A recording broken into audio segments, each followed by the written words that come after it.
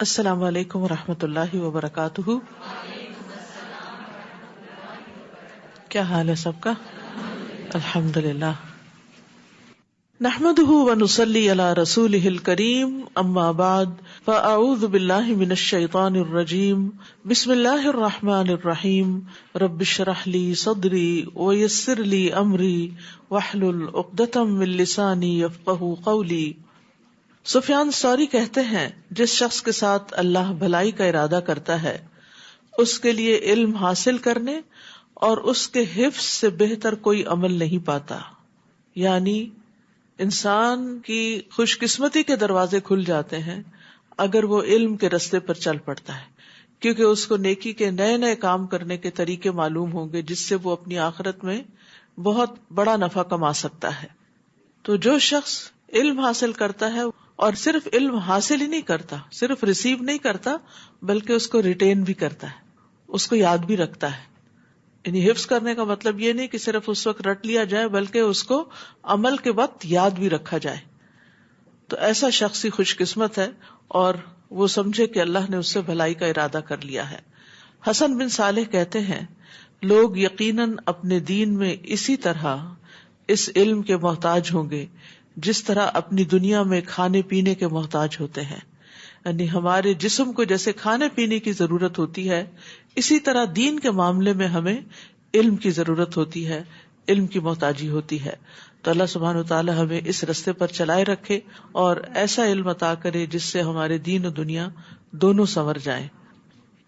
19واں پارہ.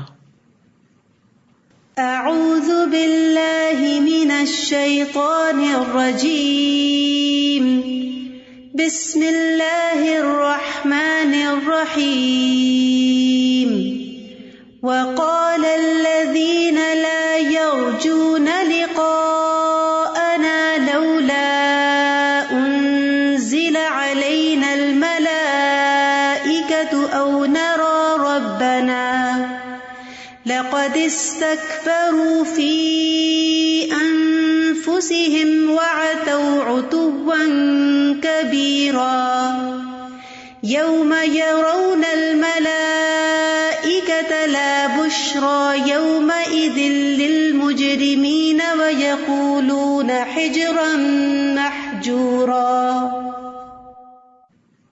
شروع کرتی ہوں اللہ کے نام سے جو بے انتہا مہربان نہایت رحم فرمانے والا ہے. اور جو لوگ ہم سے ملنے کی امید نہیں رکھتے وہ کہتے ہیں ہم پر فرشتے کیوں نہیں اترے، یا ہم ہی اپنے رب کو آنکھوں سے دیکھ لیں. یہ اپنے دل میں بہت بڑے بن بیٹھے ہیں اور بہت بڑی سرکشی میں مبتلا ہو چکے ہیں. تو وہ لوگ جنہوں نے رسول اللہ صلی اللہ علیہ وسلم کی تکذیب کی، آپ کو جھٹلایا، جنہوں نے اللہ تعالیٰ کے وعدے اور وعید کو جھٹلایا، جن کے دل میں نہ آخرت کا خوف ہے، نہ خالق کا خوف اور نہ خالق سے ملاقات کی کوئی امید ہے، انہوں نے اس طرح کی باتیں کی کہ ہمارے اوپر فرشتے کیوں نہ اترے، ہمارے سامنے آتے اور ہمیں یہ بتاتے کہ یہ اللہ کے رسول ہیں، یا وہ ہمیں بتاتے کہ کوئی رب بھی ہے اور آخرت بھی ہے، اور پھر یہ کہ رسول کی صداقت کی گواہی دیتے اور کہتے کہ تم رسول کی اتباع کرو. تو یہ بات انہوں نے کسی واقعی حقیقی ضرورت کے تحت نہیں کی، بلکہ اس کا سبب صرف تکبر اور سرکشی ہے، کیونکہ انہوں نے اپنے دل میں اپنے آپ کو بہت بڑا سمجھ رکھا ہے. یعنی انسان جب خود کو بڑی چیز سمجھتا ہے تو پھر وہ دوسرے سے بڑی بڑی ایکسپیکٹیشنز بھی رکھتا ہے اور مطالبے بھی کرتا ہے. تو یہاں پر اللہ سبحانہ تعالیٰ فرماتے ہیں کہ انہوں نے بہت بڑی سرکشی کی اور اسی وجہ سے وہ حق بات سننے کو تیار نہیں. یوم یرون الملائکۃ لا بشری یومئذ للمجرمین. جس دن یہ فرشتوں کو دیکھیں گے وہ دن ایسے مجرموں کے لیے کوئی خوشی کا دن نہ ہوگا. وہ پکار اٹھیں گے کہ ہم تو تم سے پناہ مانگتے ہیں. سب سے پہلا کون سا دن ہوگا جس میں انسان فرشتوں کو دیکھیں گے؟ موت کا. جب موت کا وقت آتا ہے تو جان لینے والے فرشتے تا حد نگاہ آ کر اس کے پاس بیٹھ جاتے ہیں. پھر ملک الموت آتے ہیں اور اس کی روح نکال کر ان فرشتوں کو دے دیتے ہیں، جو پھر نیک ہو تو اچھے کفن میں روح کو لپیٹتے ہیں اور برے انسان کے لیے گندے غلیظ کفن میں لپیٹ کر، ٹاٹ میں لپیٹ کر اس کو اوپر لے جاتے ہیں. دوسرا کون سا موقع ہے جب انسان فرشتوں کو دیکھیں گے؟ قبر میں دیکھیں گے، منکر نکیر کی شکل میں دیکھیں گے. اور تیسرا موقع کون سا ہے؟ یوم حشر، میدان حشر میں دیکھیں گے. تو ان تینوں مواقع پر دو طرح کے فرشتے ہیں. نیک لوگوں کے لیے اچھے خوبصورت شکل والے خوشخبری دینے والے فرشتے ہیں، اور برے لوگوں کے لیے، مجرم لوگوں کے لیے عذاب کی وعید سنانے والے اور ان کی پٹائی کرنے والے فرشتے ہیں. کیونکہ مجرم لوگوں کی جب روح نکالی جاتی ہے تو فرشتے آ کر ان کو باقاعدہ ان کے چہروں پہ، ان کی پیٹھوں پہ مارتے ہیں، اور اسی طرح منکر نکیر بھی ان کو پھر ماریں گے، اور قیامت کے دن بھی ان کی سخت شامت آئے گی. تو اس لیے انسان کو صرف یہ نہیں سمجھنا چاہیے کہ فرشتے جو ہیں وہ آئے تو یہ بہت خوشی کا دن ہوگا. نہیں، جس دن یہ لوگ فرشتوں کو دیکھیں گے وہ دن ایسے مجرموں کے لیے کوئی خوشی کا دن نہ ہوگا، اور وہ پکار اٹھیں گے کہ ہم تو تم سے پناہ مانگتے ہیں، اب ہم فرشتے نہیں دیکھنا چاہتے. ابھی کیا کر رہے ہیں؟ فرشتوں کا مطالبہ کر رہے ہیں. اور اس دن کیا کہیں گے؟ کاش ہمیں فرشتے نظر نہ آئے، کیونکہ وہ ایسی خوفناک شکلوں میں ہوں گے کہ ان کی روح فنا ہو جائے گی، اور وہ سمجھ لیں گے کہ اب بچنے کا کوئی راستہ نہیں، کیونکہ وہ ان کے ہاتھوں پوری طرح قید ہو جائیں گے. جان نکالنے والے فرشتے بھی اس وقت تک نہیں ٹلیں گے جب تک کہ جان لے نہ لے، اور اسی طرح قبر کے حساب کتاب کے وقت اور آخرت میں بھی. اور جو کچھ انہوں نے کیا دھرا ہوگا ہم ادھر توجہ کریں گے تو اسے اڑتا ہوا غبار بنا دیں گے. یعنی مجرموں کے جو اچھے کام تھے دنیا میں وہ بھی قبولیت کے شرف سے محروم ہو جائیں گے. یعنی وہ کام ہوں گے کہ جو انہوں نے بظاہر کسی کی مدد کی ہوگی یا شہرت کے لیے کوئی اچھے کام کیے ہوں گے، لیکن چونکہ وہ کام اللہ کے لیے نہیں کیے ہوں گے، اللہ پر ایمان کے بغیر کیے ہوں گے، اس لیے ان کاموں سے ان کو کوئی فائدہ نہ ہوگا. اسی طرح کچھ اور لوگوں کے اعمال بھی غبار بن کے رہ جائیں گے. وہ کون لوگ ہیں؟ نبی صلی اللہ علیہ وسلم نے فرمایا، میں اپنی امت کے ان لوگوں کو جانتا ہوں جو قیامت کے دن سفید تہامہ پہاڑوں کی مثل ڈھیروں نیکیاں لے کر آئیں گے، لیکن اللہ ان کی نیکیوں کو فضا میں پھیلے ہوئے غبار کے باریک ذروں کی طرح کر دے گا. یعنی وہ چھوٹے چھوٹے دھوپ کی اگر ایک روشنی کی کرن آ رہی ہو نا تو اس میں آپ خاکی ذرات دیکھ سکتے ہیں، تو ان کے اعمال اتنے باریک ذروں میں اڑا دیے جائیں گے. یہ کون لوگ ہوں گے؟ کیا یہ کوئی کافر یا منافق یا مشرک یا مجرم ہوں گے؟ نہیں، بے شک وہ تمہارے ہی بھائی ہوں گے، تمہاری ہی نسل سے ہوں گے، رات کو تمہاری طرح قیام کریں گے، یعنی تراویح وغیرہ بھی پڑھیں گے، لیکن وہ تنہائیوں میں اللہ کے حرام کردہ امور کا ارتکاب کریں گے جن سے ان کو روکا گیا ہوگا. یعنی اکیلے میں وہ حرام کام کرتے ہوں گے. تو اب حرام کاموں کے اندر بہت ساری چیزیں آ جاتی ہیں، جس میں فحش کام بھی آ جاتے ہیں، زنا آ جاتا ہے، اسکرین کے اوپر غلط چیزیں سننا دیکھنا، یہ چیزیں بھی آتی ہیں. اسی طرح چپ کے غیبت کرنا، یا اور اسی طرح کے جن چیزوں کو بھی اللہ نے حرام قرار دیا ہے وہ ان کا ارتکاب کریں گے. تو ایک مومن جو ہوتا ہے وہ باطن اور ظاہر میں نیک ہوتا ہے، وہ تنہائی میں بھی اپنے رب سے ڈرتا ہے اور سب کے سامنے بھی اپنے رب سے ڈرتا ہے. وہ صرف ایک پبلک فگر نہیں ہوتا کہ اس نے لوگوں کے سامنے کوئی نیکی کے جھنڈے لہرائے ہوئے ہوں تو لوگ اس کو واہ واہ کریں. نہیں، وہ اپنی تنہائی میں بھی اللہ کے سامنے روتا ہے اور ڈرتا ہے، اور یہ انتہائی ضروری ہے، ورنہ انسان کے نیک اعمال بھی ضائع ہونے کا اندیشہ ہے. اصحاب الجنت یومئذ خیر مستقرا واحسن مقیلا. اس دن اہل جنت کا ٹھکانہ ہی یعنی جنت ہوگا، اور بہترین ٹھکانہ ہوگا، اور بہترین قیلولہ کرنے کا مقام ہوگا. احسن مقیلا یعنی دوپہر کو آرام کرنے کا بہترین مقام ان کو ملے گا. یعنی اس سے پتہ چلتا ہے کہ قیلولہ کی کتنی اہمیت ہے، کہ اہل جنت بھی قیلولہ کریں گے، یعنی ساری نعمتوں کو انجوائے کرتے ہوئے. آپ نے دیکھو گا عید کے دن جیسے آپ بہت زیادہ خوش ہوتے ہیں اور اچھا کھاتے پیتے ہیں، پھر اس کے بعد آپ کا دل کیا چاہتا ہے؟ تھوڑی دیر سستانے کو. تو جنت میں اگرچہ ہر طرف نعمتیں اور راحتیں ہی ہوں گی، لیکن ان کو پا کر بھی انسان کا دل چاہے گا کہ اب تھوڑی دیر کے لیے سستا لوں. قیلولہ جو ہے یہ سنت ہے اور ایک عبادت سمجھ کر کرنا چاہیے، اور اس کے دنیاوی بھی بہت سے فائدے ہیں. اور اگر انسان بالکل قیلولہ نہیں کرتا تو رسول اللہ صلی اللہ علیہ وسلم نے فرمایا قیلولہ کرو، بے شک شیاطین قیلولہ نہیں کرتے. اور قیلولہ کوئی 2 گھنٹے کی سلیپ نہیں ہوتی، بلکہ چند منٹ کے لیے بھی آنکھیں بند کر کے خاموش ہو کے اپنے آپ کو شٹ ڈاؤن کر لینا چاہیے. انس رضی اللہ عنہ کہتے ہیں کہ ام سلیم نبی صلی اللہ علیہ وسلم کے لیے چمڑے کا فرش بچھا دیتی تھی، یعنی بیڈ سا بنا دیتی تھی، اور آپ ان کے ہاں اسی چمڑے کے فرش پر قیلولہ کرتے تھے۔ حضرت عمر سے روایت ہے، وہ کہتے ہیں کہ ابن مسعود کے دروازے پر کبھی کبھار قریش کے مرد بیٹھا کرتے تھے، جب سایہ ڈھل جاتا تو ابن مسعود کہتے اٹھ جاؤ، اب جو قیلولہ کرنے سے باقی رہ گیا وہ شیطان کا حصہ ہے۔ اس کے بعد وہ جس آدمی کے پاس بھی گزرتے اس کو کام سے اٹھا دیتے تھے کہ اٹھو اور قیلولہ کرو، یعنی اتنا اپنے لیے اہم قرار دیتے۔ اسحاق بن عبداللہ کہتے ہیں قیلولہ کرنا نیک لوگوں کے عمل سے ہے، یہ دل کو مضبوط کرنے والا ہے اور رات کے قیام پر قوت دینے والا ہے، یعنی قیلولہ سے رات کا قیام آسان ہو جاتا ہے۔ اس دن آسمان کو چیرتے ہوئے ایک بادل نمودار ہوگا اور فرشتوں کے پرے اتار دیے جائیں گے۔ اس دن حقیقی بادشاہی رحمان کی ہوگی اور یہ دن کافروں کے لیے بڑا سخت ہوگا۔ اس دن ظالم اپنے ہاتھوں کو کاٹے گا اور کہے گا کاش میں نے رسول کے ساتھ ہی اپنی روش اختیار کی ہوتی، رسول کے ساتھ ہی اپنا راستہ بنایا ہوتا۔ تو یاد رکھیے قیامت کے دن جن باتوں پر انسان کو سخت ندامت ہوگی، پریشانی ہوگی، اور انسان اپنے ہی ہاتھوں کو کاٹے گا اور اپنے آپ کو ملامت کرے گا، ان میں سے ایک بات یہ کہ اس نے رسول کا طریقہ، سنت کا طریقہ کیوں نہیں اپنایا۔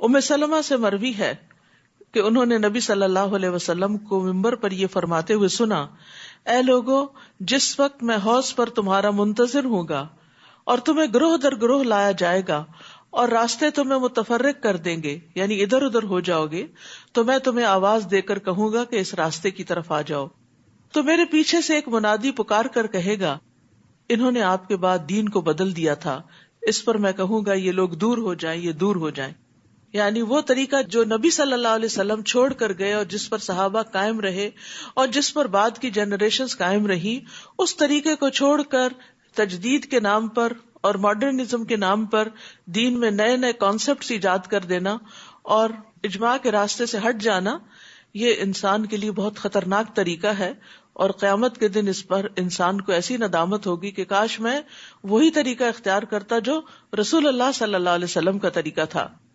یا ویلتا لیتنی لم اتخذ فلانا خلیلا، کاش میں نے فلاں شخص کو دوست نہ بنایا ہوتا، کیونکہ عام طور پر انسان ایسے دوستوں کے ہاتھوں بہکتا ہے، وہ کسی خاص راستے پہ چلتے ہیں اور پھر جو ان کے قریبی یا لائک مائنڈیڈ لوگ ہوتے ہیں ان کو بھی اپنی طرف گھسیٹتے ہیں یا گھسیٹنے کی کوشش کرتے ہیں۔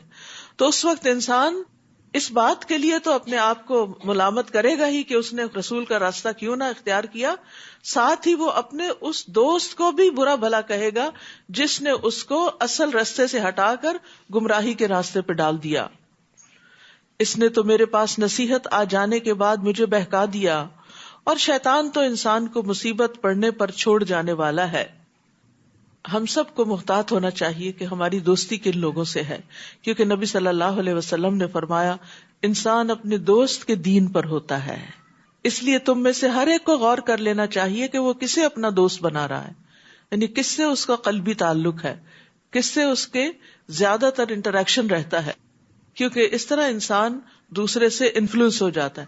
اگر دوست اچھا ہو تو نیکی کی چیزوں میں انفلوئنس ہوتا ہے، اور اگر دوست اچھا نہ ہو تو پھر انسان نیکی کے راستے کو چھوڑ بھی سکتا ہے۔ اور رسول کہیں گے اے رب، میری قوم کے یہی لوگ ہیں جنہوں نے اس قرآن کو نشانہ تضحیک بنا رکھا تھا۔ مہجورہ کے دو معنی ہیں، ایک نشانہ تضحیک یعنی مذاق کی جگہ، اور دوسرا چھوڑ دیا۔ علامہ شنقیطی کہتے ہیں کہ ہر مسلمان جو اپنے رب کے سامنے کھڑے ہونے سے ڈرتا ہے اسے چاہیے کہ اس آیت کریمہ میں غور کرے اور اس میں بار بار گہری نظر سے دیکھے، تاکہ وہ اپنے نفس کے لیے اس عظیم پریشانی اور بڑی مصیبت سے نکلنے کا راستہ بنائے جو اس زمین کے سارے مسلمانوں کو شامل ہے اور عام ہے۔ یعنی آپ کی قوم کون ہے؟ قریش بھی تھے، لیکن اس کے ساتھ ساتھ جو آپ پر ایمان لے آئے اور ایمان لانے کے بعد پھر انہوں نے قرآن کو چھوڑ دیا۔ تو قرآن کو چھوڑنے کی کچھ اقسام ہیں۔ علامہ ابن قیم الجوزیہ کہتے ہیں کہ قرآن کو ترک کرنے کی کئی اقسام ہیں۔ نمبر 1، اس کو نہ سننا نہ اس پر ایمان لانا۔ نمبر 2، اس پر عمل نہ کرنا، نہ اس کے حلال و حرام پہ رکنا اور نہ ہی اس کے کسی حکم کو ماننا۔ نمبر 3، اس کو حاکم نہ بنانا، یعنی اپنے جھگڑوں کے فیصلے میں اس کی طرف نہ جانا. نمبر 4 اس پر غور و فکر نہ کرنا اور اس کا فہم حاصل نہ کرنا. نمبر 5 اس کے ذریعے علاج نہ کرنا، کیونکہ قرآن جو ہے دل کے تمام امراض اور بیماریوں میں انسان کو شفا عطا کرتا ہے، کیونکہ وہ شفاء لما فی الصدور کے لفظ آتے ہیں قرآن مجید میں. اور کسی اور سے اپنی بیماری کا علاج طلب کرنا اور اس کے ساتھ علاج نہ کرنا، یعنی اور گولیاں وغیرہ کھاتے رہنا لیکن دم نہ کرنا اس سے، تو یہ بھی اس کو چھوڑنا ہے. یہ سب اللہ کے اس قول میں داخل ہے، وقال الرسول یا رب ان قوم اتخذوا هذا القرآن مہجورا. اسی طرح اے نبی ہم نے مجرموں کو ہر نبی کا دشمن بنایا ہے، اور آپ کا رب رہنمائی کرنے اور مدد دینے کو کافی ہے. اور کافر یہ بھی کہتے ہیں کہ یہ سارا قرآن یک بارگی ہی رسول پر کیوں نہ اتار دیا گیا. بات ایسی ہی ہے، اور یہ اس لیے کہ ہم آپ کی ڈھارس بندھاتے جائیں، یعنی تھوڑا تھوڑا کر کے اتارا ہے، کیونکہ انسان کی زندگی میں انسان کے اندر ہر روز ایک نئی تبدیلی آئی ہوئی ہوتی ہے. یعنی ایک دن آپ اٹھتے ہیں تو آپ خوش ہوتے ہیں، دوسرے دن اٹھتے ہیں تو آپ کو کوئی پریشانی لاحق ہوتی، تیسرے دن آپ نے کوئی خواب دیکھا ہوتا ہے جو آپ کو بے چین کر رہا ہوتا ہے، چوتھے دن بچوں کی طرف سے کوئی بات آپ ایسی سن لیتے ہیں جو آپ کو ڈسٹرب کر دیتی ہے. تو ایسے میں دن اور رات الٹ پلٹ ہوتے ہوئے آپ کے ماحول میں آپ کے اندر اتنی تبدیلیاں آ رہی ہوتی ہیں. اور یہ صرف نبی صلی اللہ علیہ وسلم کے لیے نہیں، ہم میں سے ہر ایک کے لیے ایسا ہی ہوتا ہے. اور آپ کا تو ظاہر مقام بہت بڑا تھا اور آپ کے تو حالات بہت سنگین تھے جو مخالفت وغیرہ تھی، تو اللہ سبحانہ تعالیٰ چاہتے تو ایک ہی دفعہ ایک ہی جلد میں قرآن نیچے اتار دیتے، لیکن تھوڑا تھوڑا کر کے دیا تاکہ آپ کے دل کو تسلی ہو. اور آپ نے محسوس کیا ہوگا جو لوگ قرآن کی کلاسز وغیرہ اٹینڈ کرتے ہیں وہ اکثر یہ کہتے ہوئے سنائی دیتے ہیں کہ ہمارے دل میں ایک سوال آیا، ہمارے ذہن میں کوئی پریشانی آئی، اور جب ہم قرآن کی مجلس میں آ کے بیٹھے تو ہمیں اس کا جواب مل گیا. تو یہ ہر روز تھوڑا تھوڑا پڑھنے کا فائدہ ہوتا ہے. اور اس لیے بھی کہ ہم آپ کو ایک خاص ترتیب اور وقفوں سے پڑھ کر سناتے جائیں، اور اس لیے بھی کہ جب یہ کافر آپ کے پاس کوئی مثال یعنی اعتراض لائیں تو اس کا ٹھیک اور برجستہ جواب اور بہترین توجیہ ہم آپ کو بتا دیں. یعنی جو طرح طرح کے اعتراضات لوگ آپ پر کرتے ہیں ان کے جواب بھی آپ کو ساتھ ساتھ ملتے جائیں. الذین یحشرون علی وجوہہم الی جہنم اولئک شر مکانا واضل سبیلا. ایسے لوگ اوندے منہ جہنم کی طرف لائے جائیں گے، ان کا ٹھکانہ بہت برا ہے اور یہی سب سے زیادہ گمراہ ہیں. اور ہم نے موسیٰ کو کتاب دی تھی اور اس کے ساتھ اس کے بھائی ہارون کو مددگار بنا دیا تھا، اور ان سے کہا اس قوم کی طرف جاؤ جنہوں نے ہماری آیات کو جھٹلایا ہے، یعنی قوم فرعون کی طرف.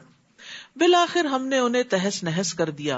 اور نوح کی قوم نے جب رسولوں کو جھٹلایا تو ہم نے انہیں غرق کر دیا اور انہیں تمام لوگوں کے لیے ایک نشانی بنا دیا. علاوہ ازیں ہم نے ایسے ظالموں کے لیے دردناک عذاب تیار کر رکھا ہے. اور اسی طرح قوم عاد، قوم سمود، کنویں والے اور درمیانی پشتوں میں سے بہت سے لوگ تباہ کر دیے گئے. ان میں سے ہر ایک کے لیے ہم نے پہلے تباہ شدہ قوموں کی مثالیں بیان کر کے سمجھایا، آخر ان سب کا نام و نشان تک مٹا دیا. یعنی یہ جتنی بھی قومیں تھیں جن کا اجمالاً ذکر کیا جا رہا ہے، ان سب کو ہم نے پچھلی قوموں کے حالات پیش کر کے خبردار کیا کہ دیکھو انہوں نے انکار کیا تھا، ان کی شامت آئی تھی، کہیں تمہاری بھی نہ آئے. لیکن جب وہ نہیں مانے تو ہم نے ان کا نام و نشان تک مٹا دیا. کسی کو یہ بھی نہیں پتا کہ وہ دنیا میں کبھی ایگزسٹ بھی کرتے تھے. اور اس بستی پر تو ان کا گزر ہو چکا ہے جس پر بدترین بارش برسائی گئی تھی. وہ کون سی بستی ہے؟ قوم لوط. کیا انہوں نے اس بستی کا حال نہ دیکھا ہوگا؟ لیکن اصل معاملہ یہ ہے کہ یہ لوگ موت کے بعد دوسری زندگی کی توقع ہی نہیں رکھتے. آخرت کا انکار ہی ان کی خرابیوں کا سبب ہے. اور یاد رکھیے کہ کوئی مومن ہو یا کافر، جب آخرت پر ایمان نہ ہو یا آخرت پر ایمان میں شک ہو یا پھر وہ ایمان کمزور ہو تو انسان کے اندر تقوی آ نہیں سکتا، انسان برائیوں سے بچ نہیں سکتا. اور جب یہ لوگ آپ کو دیکھتے ہیں تو آپ سے مذاق کے سوا انہیں کچھ سوچتا ہی نہیں. کہتے ہیں کیا یہی وہ شخص ہے جسے اللہ نے رسول بنا کر بھیجا؟ اگر ہم اپنے معبودوں کی عقیدت پر ڈٹے نہ رہتے تو یہ تو ہمیں ان سے برگشتہ کر کے ہی چھوڑتا. جلد ہی انہیں معلوم ہو جائے گا جب یہ عذاب دیکھیں گے کہ کون راہ سے بھٹکا ہوا تھا. ارأیت من اتخذ الہہ ہواہ افانت تکون علیہ وکیلا. بھلا آپ نے اس شخص کے حال پر غور کیا جس نے اپنی خواہش ہی کو الہ بنا رکھا ہے؟ ایسے شخص کو راہ راست پر لانے کے آپ ذمہ دار بن سکتے ہیں؟ خواہش کو الہ بنانا، اپنی خواہشات کو سب سے اوپر رکھنا، اللہ کا حکم پیچھے کر دینا، اور جو دل میں آیا ہے اس کو فالو کرنا، یعنی اپنی خواہشوں کی اطاعت کرنا، ایسا ہے جیسے گویا کہ وہ الہ بن جائے. اور خواہش انسان کو پھر ہر فساد کی طرف لے جاتی ہے، کیونکہ ان النفس لامارۃ بالسوء، خواہشات نفس سے ہوتی ہیں اور نفس انسان کو برائی پر اکساتا رہتا ہے، اور خواہش کی پیروی ہی گمراہی کا باعث ہے. فرمایا وَلَا تَتَّبِعِ الْهَوَىٰ فَيُضِلَّكَ عَن سَبِيلِ اللَّهِ، اور خواہش نفس کی پیروی نہ کرنا ورنہ یہ بات تمہیں اللہ کی راہ سے بھٹکا دے گی. لیکن انسان بہکتے بہکتے کہاں جا گرتا ہے؟ جہنم میں. نبی صلی اللہ علیہ وسلم نے فرمایا کتنے ہی لوگ ایسے ہیں جو اپنی خواہش نفس کو پورا کرنے میں لگ جاتے ہیں، ان کے لیے قیامت کے دن آگ کے سوا کچھ نہیں ہوگا. یہ کیسے ہے؟ جیسے مثال کے طور پر نماز کے وقت آپ کو نیند آ رہی ہے اور آپ کا الارم بج رہا ہے اور آپ اس کو بند کر دیتے، آپ کو پتا ہے نماز کا وقت چلا جائے گا لیکن آپ اٹھ کے ہی نہیں دیتے. اسی طرح روزہ رکھنے کی بجائے کھانا پینا آپ کی بہت بڑی خواہش ہے کہ آپ اس پہ کنٹرول نہیں کر سکتے تو اللہ کا حکم پیچھے کر دیا. اسی طرح آپ کو اپنی کمفرٹیبل لائف بہت پسند ہے تو حج پہ جانا آپ کو مشکل لگتا ہے تو آپ نے اپنی خواہش نفس کی پیروی کی.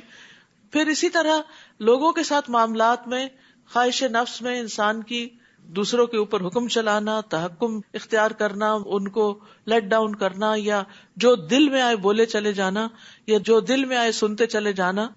تو یہ ساری چیزیں خواہشات نفس سے تعلق رکھتی ہیں.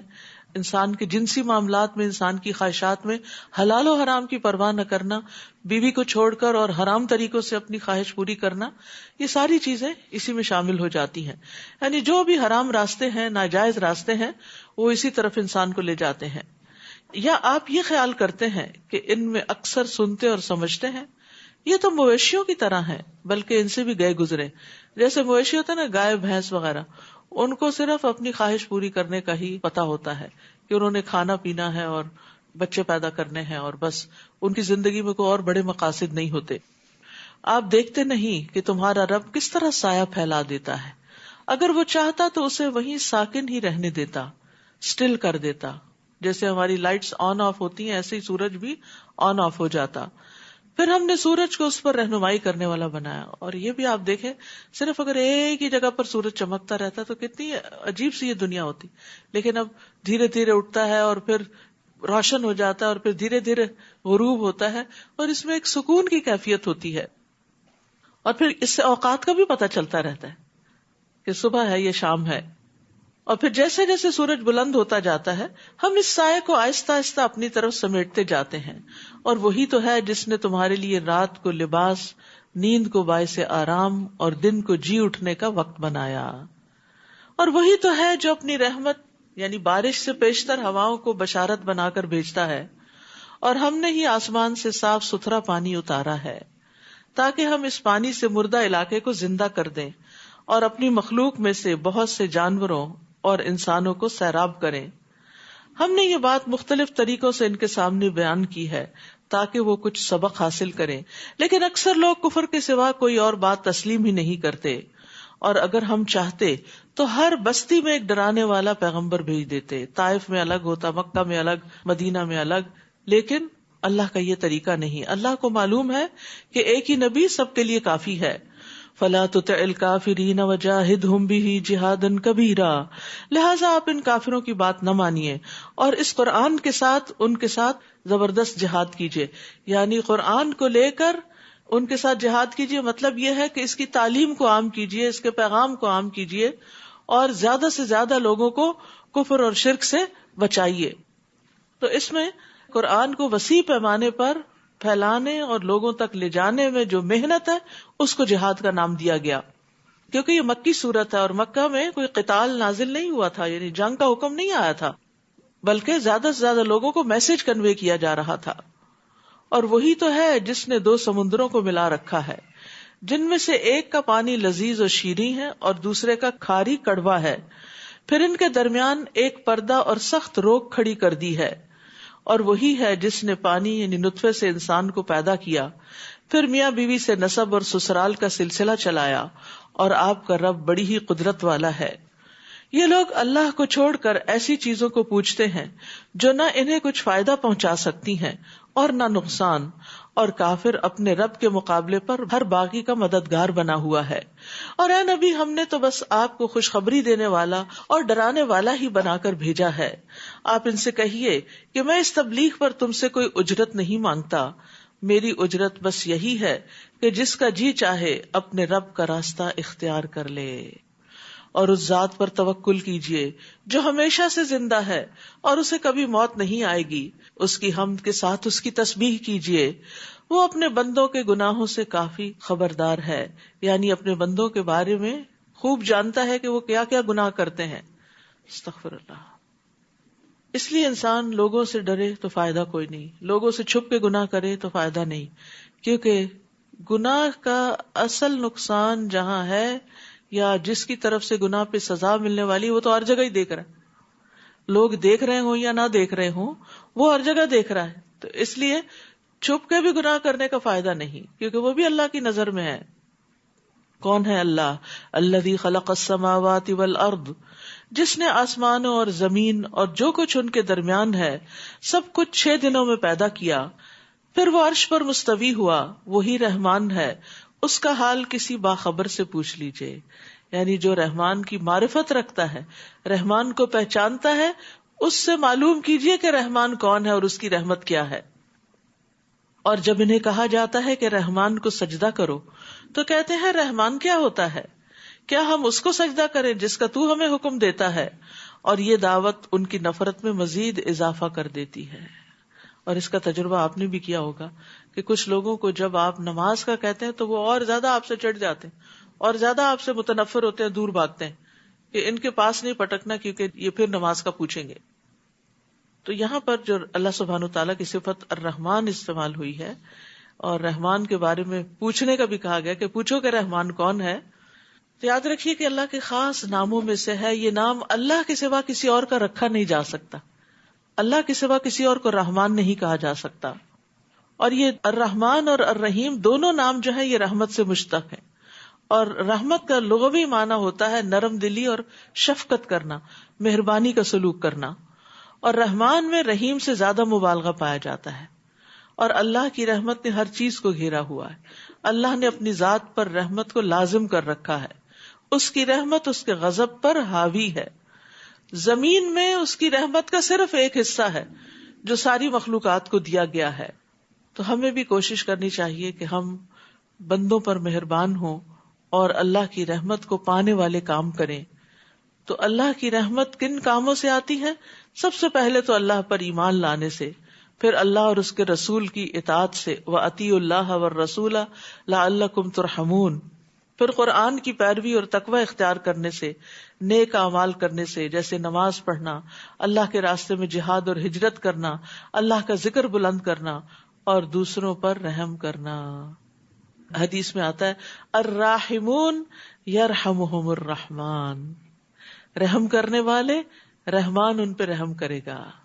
یعنی اس کی رحمت ہے تو بہت عام، لیکن کفر کرنے والوں کے لیے نہیں، شرک کرنے والوں کے لیے نہیں، بلکہ اس کے برعکس اطاعت کرنے والوں کے لیے ہے جو یہ سب کام کرتے ہیں۔ بابرکت ہے وہ ذات جس نے آسمان میں برج بنائے۔ برج فرشتوں کے خاص مقامات ہوتے ہیں جہاں وہ اپنے کچھ امور طے کرتے ہیں، اور شیاطین بھی بعض اوقات وہیں جا کے چھپنے کی کوشش کرتے تھے۔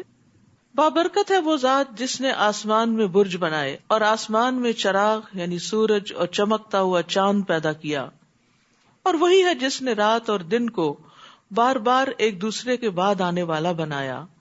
اب جو چاہے اس سے سبق حاصل کر لے اور جو چاہے شکر گزار بنے۔ رات اور دن ایک دوسرے کے پیچھے آتے جاتے ہیں، اللہ نے ان کو یاد دہانی کا ذریعہ بھی بنایا ہے۔ دن آتا ہے پھر رات آتی ہے، تاکہ جو کام دن میں چھوٹ جائیں وہ رات کو کر لیں، جو رات میں چھوٹ جائیں وہ دن کو کر لیں۔ یعنی اگر دن میں کچھ نیکیوں میں کمی رہ گئی ہے تو رات کو پوری کر لیں، اور اگر رات میں کوئی رہ گئی ہے تو دن میں، اگر رات کی نماز رہ گئی کسی وجہ سے تو دن میں وہ نوافل ادا کر لیں، اور اگر دن میں کوئی کمی بیشی رہ گئی تو رات کو اٹھ جائیں۔ کیونکہ انسان کی طبیعتیں بھی بدلتی رہتی ہیں، کبھی اچھا حال ہوتا ہے، کبھی بیزار ہوتا ہے، کبھی تھکن ہوتی ہے، کبھی آرام کی کیفیت ہوتی۔ تو اگر تھکن کی کیفیت میں کوئی نیک عمل رہ گئے یعنی دن کے کام کاج میں، تو رات کے آرام کے ساتھ ان کو پورا کر لیں. اور پھر یہاں سے عباد الرحمان کی صفات شروع ہوتی ہیں. رحمان کے بندے جو خاص بندے ہیں، وہ پیچھے رحمان کا ذکر ہوا نا، تو اب رحمان کے بندے وہ ہیں جو یہ کام کریں تاکہ وہ رحمان کی رحمت کو پائیں. وہ کون ہیں؟ وَعِبَادُ الرَّحْمَنِ الَّذِينَ يَمْشُونَ عَلَى الْأَرْضِ هَوْنًا. اور رحمان کے حقیقی بندے وہ ہیں جو زمین پر انکساری کے ساتھ چلتے ہیں، عاجزی کے ساتھ چلتے ہیں. اور اگر جاہل ان سے مخاطب ہوں تو بس سلام کہہ کر کنارہ کش رہتے ہیں، یعنی جہالت کے جواب میں بھلی بات کرتے ہیں، بد کلامی نہیں کرتے، فحش گوئی نہیں کرتے، بد مزاجی سے نہیں کام لیتے. اور اس کے ساتھ ساتھ ان کی چال بھی بہت آرام والی ہوتی ہے. آرام سے مراد یہ نہیں کہ سست چال ہوتی ہے، بلکہ قدم جما کے، شور کیے بغیر اور بھاگے دوڑے بغیر، دوسروں کو تکلیف دیے بغیر باوقار اور پرسکون انداز میں چلتے ہیں، کیونکہ چال بھی انسان کی شخصیت کی عکاس ہوتی ہے. اور جو اپنے رب کے حضور سجدہ اور قیام میں راتیں گزارتے ہیں، الحمدللہ اگر سارا سال نہیں تو رمضان میں، اور رمضان سارا بھی نہیں تو رمضان کے آخری عشرے میں راتیں عبادت میں گزرتی ہیں. تو رات کی نماز کی بہت اہمیت ہے. نبی صلی اللہ علیہ وسلم نے فرمایا، جس آدمی نے رات کے قیام میں 10 آیتیں تلاوت کی اس کے لیے اجر کا ڈھیر لکھا جاتا ہے، اور یہ ڈھیر دنیا اور جو کچھ اس میں اس سے بہتر ہے. رسول اللہ صلی اللہ علیہ وسلم نے یہ بھی فرمایا کہ فرض نماز کے بعد سب سے فضیلت والی نماز رات کی نماز ہے، یعنی تہجد کی نماز. نبی صلی اللہ علیہ وسلم نے یہ بھی فرمایا، سلام پھیلاؤ، اچھی گفتگو کرو، صلہ رحمی کرو، اور راتوں کو جب لوگ سو رہے ہوں تو تم قیام کرو، تم سلامتی کے ساتھ جنت میں داخل ہو جاؤ گے. والذین یقولون ربنا اصرف عنا عذاب جہنم ان عذابها کان غراما. اور وہ جو کہتے ہیں، اے ہمارے رب جہنم کے عذاب سے ہمیں بچائے رکھنا، کیونکہ اس کا عذاب ٹلنے والا نہیں، اس کی ہیٹ کم نہیں ہوگی، زیادہ ہی ہوگی. یعنی ہوتا ہے نا کہ جب گرمی آتی ہے تو انسان تھوڑا اس سے مانوس ہوتا ہے، تو پھر گرمی کم لگتی ہے. شروع میں ایک دم جب چینج ہوتی ہے تو طبیعت پہ بڑی بھاری گزرتی ہے. جہنم میں کیا ہوگا کہ آگ سے جب تھوڑا سا بھی مانوس ہونے لگے تو اس کی ہیٹ انکریز کر دی جائے گی. فَلَن نَزِيدَكُمْ إِلَّا عَذَابًا. ہم نہ اضافہ کریں گے مگر عذاب میں. یعنی جہنم کے عذاب میں کمی نہیں ہوگی، بلکہ جب اس کی شدت ذرا کم محسوس ہونے لگی تو اس کا ٹیمپریچر اور اس کی سزائیں اور بڑھا دی جائیں گی. ہم سب کو خاص طور پر اس کی دعا کرنی چاہیے، کیونکہ فَمَن زُحْزِحَ عَنِ النَّارِ وَأُدْخِلَ الْجَنَّةَ فَقَدْ فَازَ، کہ جو آگ سے بچا لیا گیا اور جنت میں داخل کر دیا گیا وہ کامیاب ہو گئے. یہ اصل کامیابی. اور یہاں سے تو ہمیشہ کے گھر میں داخل ہونا ہے نا، یعنی ہمیشہ کی زندگی کو شروع ہونا ہے. تو اس لیے بہت ضروری ہے کہ ہم اس کی فکر کریں اور جہنم سے پناہ مانگیں. رسول اللہ صلی اللہ علیہ وسلم نے فرمایا، اللہ سے جہنم کے عذاب کی پناہ مانگا کرو، یعنی اس سے بچنے کی. رسول اللہ صلی اللہ علیہ وسلم نے فرمایا، جو شخص 3 مرتبہ جہنم سے پناہ مانگ لے، جہنم خود کہتی ہے کہ اللہ اس بندے کو مجھ سے بچا لے. تو ہر روز کم از کم 3 بار ضرور دعا کرنی چاہیے کہ اللہ تعالیٰ ہمیں جہنم سے بچا کے رکھے. اور جب ہم جہنم سے بچنے کی دعا کریں گے اور فکر کریں گے نا، تو پھر وہ کام بھی چھوڑیں گے جو جہنم میں لے جانے والے ہیں. انہا ساءت مستقرا و مقاما، بلا شبہ وہ بہت بری جائے قرار ہے اور بہت برا مقام بھی ہے. اور جو خرچ کرتے ہیں تو نہ اسراف کرتے ہیں اور نہ بخل، بلکہ ان کا خرچ ان دونوں انتہاؤں کے درمیان اعتدال پر ہوتا ہے. اور وہ اللہ کے ساتھ کسی اور کو الہ نہیں پکارتے، نہ ہی اللہ کی حرام کی ہوئی کسی جان کو ناحق قتل کرتے ہیں، اور نہ وہ زنا کرتے ہیں. اور جو شخص ایسے کام کرے گا ان کی سزا پا کر رہے گا. استغفر اللہ. یعنی قتل اور زنا کی سزا ہے، اس پر حد بھی ہے، یہ حدود میں سے ہے. یضاعف لہ العذاب یوم القیامہ، قیامت کے دن اس کا عذاب دگنا کر دیا جائے گا. ویخلد فیہ مہانا، اور وہ ذلیل ہو کر اس میں ہمیشہ کے لیے پڑا رہے گا. الا من تاب وآمن وعمل عملا صالحا، ہاں جو شخص توبہ کر لے اور ایمان لے آئے اور نیک عمل کرے تو ایسے لوگوں کی برائیوں کو اللہ تعالیٰ نیکیوں سے بدل دے گا، اور اللہ بہت بخشنے والا، رحم کرنے والا ہے۔ تو یاد رکھیے، خالص توبہ گناہوں کو نیکیوں میں بدل دیتی ہے۔ کتنی خوبصورت بات ہے یہ، یعنی اللہ تعالیٰ واقعی رحمان اور رحیم ہے کہ انسان سے اگر کچھ گناہ ہو چکے ہیں اور انسان ان پر پھر شرمندہ ہوتا ہے، توبہ کر لیتا ہے، ٹوٹلی اپنا لائف سٹائل بدل لیتا ہے، تو پھر جو پچھلے ماضی میں برے کام ہوئے تھے ان برائیوں کو نیکیوں میں تبدیل کر دیا جاتا ہے، یعنی ان پر پھر سزا نہیں دی جاتی۔ یعنی قیامت کے دن اگرچہ اس کے اعمال نامے میں وہ لکھے ہوں گے مگر اس کو سزا نہیں ملے گی، ان پر اس کو نقصان نہیں دیں گے، کیونکہ ان الحسنات یذہبن السیئات، بے شک نیکیاں برائیوں کو دور کر دیتی ہیں۔ رسول اللہ صلی اللہ علیہ وسلم نے فرمایا، اس شخص کی مثال جو برائیاں کرنے کے بعد نیکیاں کرتا ہے اس آدمی کی طرح ہے جس پر ایسی تنگ زرہ ہو کہ جس سے اس کا گلا گھٹ رہا ہو۔ آدمی جب نیکی کرتا ہے تو ایک کڑا ٹوٹ جاتا ہے، پھر دوسری نیکی کرتا ہے دوسرا کڑا ٹوٹ جاتا ہے، یہاں تک کہ وہ زرہ ٹوٹ ٹوٹ کر زمین پر آ جاتی ہے۔ یعنی گناہ جو ہے وہ انسان کو جکڑ لیتے ہیں، اس کے دل کو بھی پکڑ لیتے ہیں اور اوور آل بھی اس کو جکڑ لیتے ہیں، یعنی ایسا انسان ریلیکس نہیں ہوتا، خوش نہیں ہوتا۔ تو توبہ جو ہے وہ ایک ایک وہ جو کڑا ہے جس نے انسان کو جکڑا ہوا ہے اس کو توڑنا شروع کر دیتی ہے، اور ایک ایک نیکی جو ہے وہ انسان کو شرح صدر عطا کرتی۔ جیسا کہ آپ نے محسوس کیا ہوگا کہ جب آپ تراویح پڑھتے ہیں، قرآن کی تلاوت کرتے ہیں، ذکر اذکار کرتے ہیں، صدقہ خیرات کرتے ہیں، قرآن کی تفسیر سنتے ہیں، یہ سب نیکی کے کام ہے نا، تو اس سے آپ کے اندر آپ کے دل کی گھٹن میں ضرور کمی واقع ہوتی ہے۔ اور جو شخص توبہ کرے اور نیک عمل کرے تو وہ گویا اللہ کی طرف یوں رجوع کرتا ہے جیسا کہ رجوع کرنے کا حق ہے، اور جو جھوٹی گواہی نہیں دیتے اور جب کسی لغو کام پر ان کا گزر ہو تو شریف آدمیوں کی طرح وقار سے گزر جاتے ہیں، یعنی جھوٹ، کھیل کود اور بری باتوں سے بھری مجلسوں سے اعراض برتتے ہیں، بری باتیں کرنے والے لوگوں کے ساتھ شامل نہیں ہوتے بلکہ ان کے اندر حیا ہوتی ہے اور وہ ایسی مجلسوں میں جاتے بھی نہیں ہیں۔ ابن قیم کہتے ہیں کہ اللہ سبحانہ وتعالی نے عباد الرحمان کی اس بات پہ تعریف فرمائی ہے کہ وہ جھوٹی مجلسوں میں جانا چھوڑ دیتے ہیں، یعنی ایسے مجالس میں نہیں جاتے جہاں جھوٹ فریب کا کاروبار ہو یا دھوکہ دہی ہو یا پھر جھوٹی باتیں پھیلائی جا رہی ہو، ان جگہوں کو وہ چھوڑ دیتے ہیں۔ تو فرمایا تو اس کا کیا حال ہوگا جو جھوٹ بولے اور اس پر عمل کرے، پھر اس کی کیسی پکڑ ہوگی۔ جو شخص جھوٹ سے نہ بچے اس کا تو روزہ بھی قبول نہیں ہوتا۔ من لم يدع قول الزور والعمل به والجهل فليس لله حاجة ان يدع طعامه وشرابه، جو شخص جھوٹ بات کرنا اور اس پر عمل کرنا اور جہالت کی باتوں کو نہیں چھوڑتا تو اللہ کو اس کے روزے کی کوئی ضرورت نہیں کہ وہ اپنا کھانا اور پینا چھوڑ دے۔ اور جب انہیں اپنے رب کی آیات سے نصیحت کی جاتی ہے تو ان پر اندھے اور بہرے ہو کر نہیں گرتے بلکہ ان کا گہرا اثر قبول کرتے ہیں۔ رب کی آیات کو بس اندھوں بہروں کی طرح نہیں سنتے۔ بہرا وہ ہوتا نا جس کے کان کو آواز لگے بھی تو اس کو سنائی نہیں دیتا اور اندر نہیں کچھ بھی اترتا، سمجھ کچھ نہیں آتی کہ دوسرا کیا کہہ رہا ہے۔ تو اسی طرح قرآن کو بس صرف اس طرح سننا کہ کچھ سمجھ نہ آئے تو یہ بھی درست نہیں۔ اس کا یہ مطلب نہیں کہ قرآن سننا چھوڑ دے انسان، اس کا کیا مطلب ہے کہ قرآن کو سمجھنے کی کوشش کرے۔ اور وہ جو دعا کرتے ہیں ربنا هب لنا من ازواجنا وذرياتنا قرة اعین واجعلنا للمتقین اماما، اے ہمارے رب ہمیں اپنے ازواج اور اولاد کی طرف سے آنکھوں کی ٹھنڈک عطا کر اور ہمیں متقی لوگوں کا پیشوا بنا۔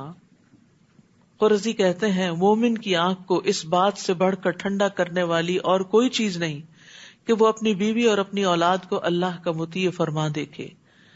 اور آپ نے محسوس کیا ہوگا کہ جب آپ کے بچے کو نیکی کا کام کرتے ہیں تو جو آپ کو خوشی ہوتی ہے وہ کسی بڑی دولت کے کمال لانے پر بھی نہیں ہوتی۔ تو اس سے یہ بھی پتہ چلتا ہے کہ ہمیں اپنی اولاد کی اچھی تربیت بھی کرنی چاہیے اور انہیں باادب بنانا چاہیے، دوسروں کے فائدے کا بنانا چاہیے، امت کی اور تمام انسانیت کی خیرخواہی کرنے والا بنانا چاہیے۔ اور اسی طرح یہاں پر یہ جو لفظ ازواج ہے نا، اس کا اطلاق شوہر کے لیے بھی ہوتا ہے، بیوی کے لیے بھی ہوتا ہے اور ساتھیوں کے لیے بھی ہوتا ہے جن کے ساتھ مل کے انسان کام کرتا ہے۔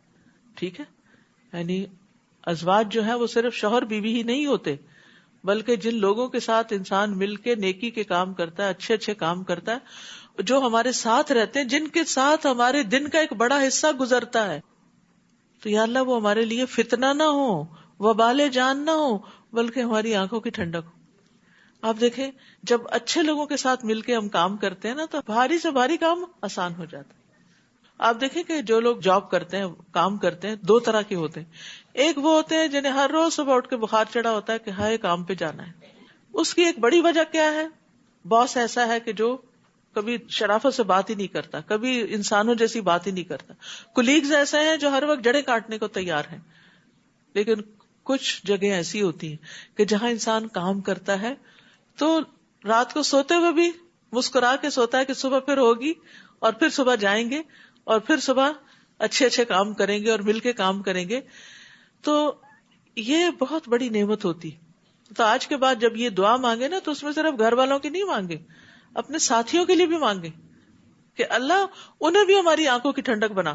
کیونکہ بعض دوست ایسے ہوتے ہیں کہ جو ہمیں اچھے بھی لگتے ہیں لیکن ہمارے لیے بڑی مصیبت بھی بن جاتے ہیں، یعنی بہت ڈسٹرب بھی کرتے ہیں طرح طرح کی غلط باتیں کر کے یا غیبت کر کے۔ کیونکہ کچھ دوستوں نے تو دوستوں کو ڈسٹ بن بنایا ہوتا ہے، یعنی جو بری بات دیکھی، جو ایکسپیرینس ہوا وہ لا کے ان پہ ڈمپ کر دیا، اور باقاعدہ کال کر کے یا میسج کر کے کوئی نہ کوئی بری خبر سناتے رہتے ہیں آپ کو، کیونکہ ان کا اپنا دماغ خراب ہوتا ہے، خود نیگیٹو تھنکنگ ہوتی ہے، لہٰذا ہر ایک سے وہ لڑائی کر رہے ہوتے ہیں اور پھر اپنی لڑائیوں کی داستانیں آپ کو سناتے ہیں۔ تو ایسے لوگوں سے بھی پناہ مانگنی چاہیے کہ اللہ یا وہ ٹھیک ہو جائیں یا پھر ہمیں ان سے نجات دے، کیونکہ انسان کا سارا دن خراب ہو جاتا ہے جب صبح صبح ہی انسان کے ایسے لوگوں سے واسطہ پڑے یا ایسے لوگوں کی بات سنے۔ اس کے برعکس جب آپ کسی کو صبح صبح ملاقات کریں، ہنستے مسکراتے، ویلکم کرتے ہوئے، تو پھر آپ دیکھیں دن کیسے گزرے گا اور زندگی کتنی خوشگوار ہو جائے گی، اور نیکی کے بڑے بڑے کام، بھاری بھاری کام آپ کے لیے آسان ہو جائیں گے۔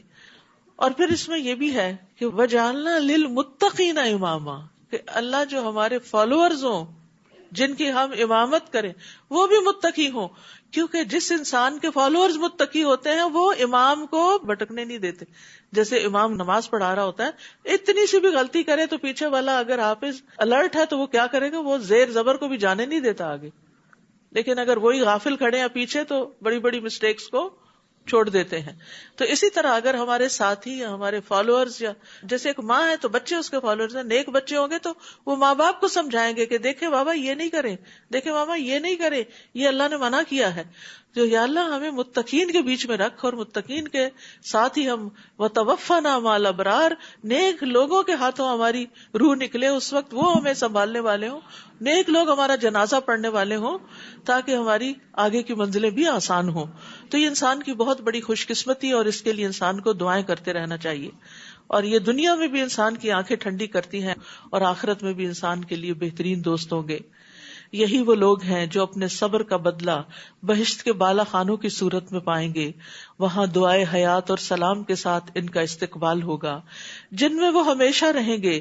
کیا ہی اچھی قرارگاہ ہے اور کتنی اچھی قیام گاہ۔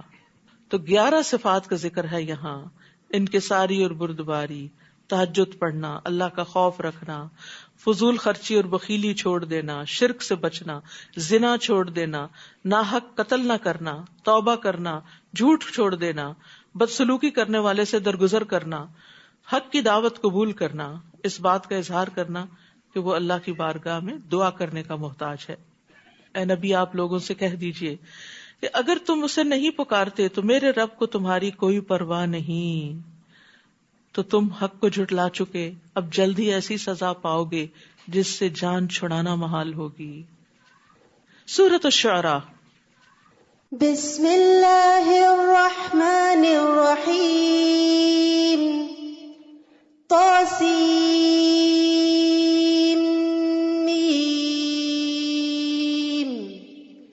تلک آیات الکتاب المبین۔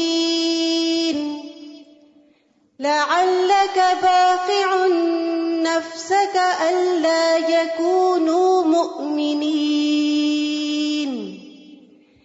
ان نشأ ننزل علیہم من السماء آیۃ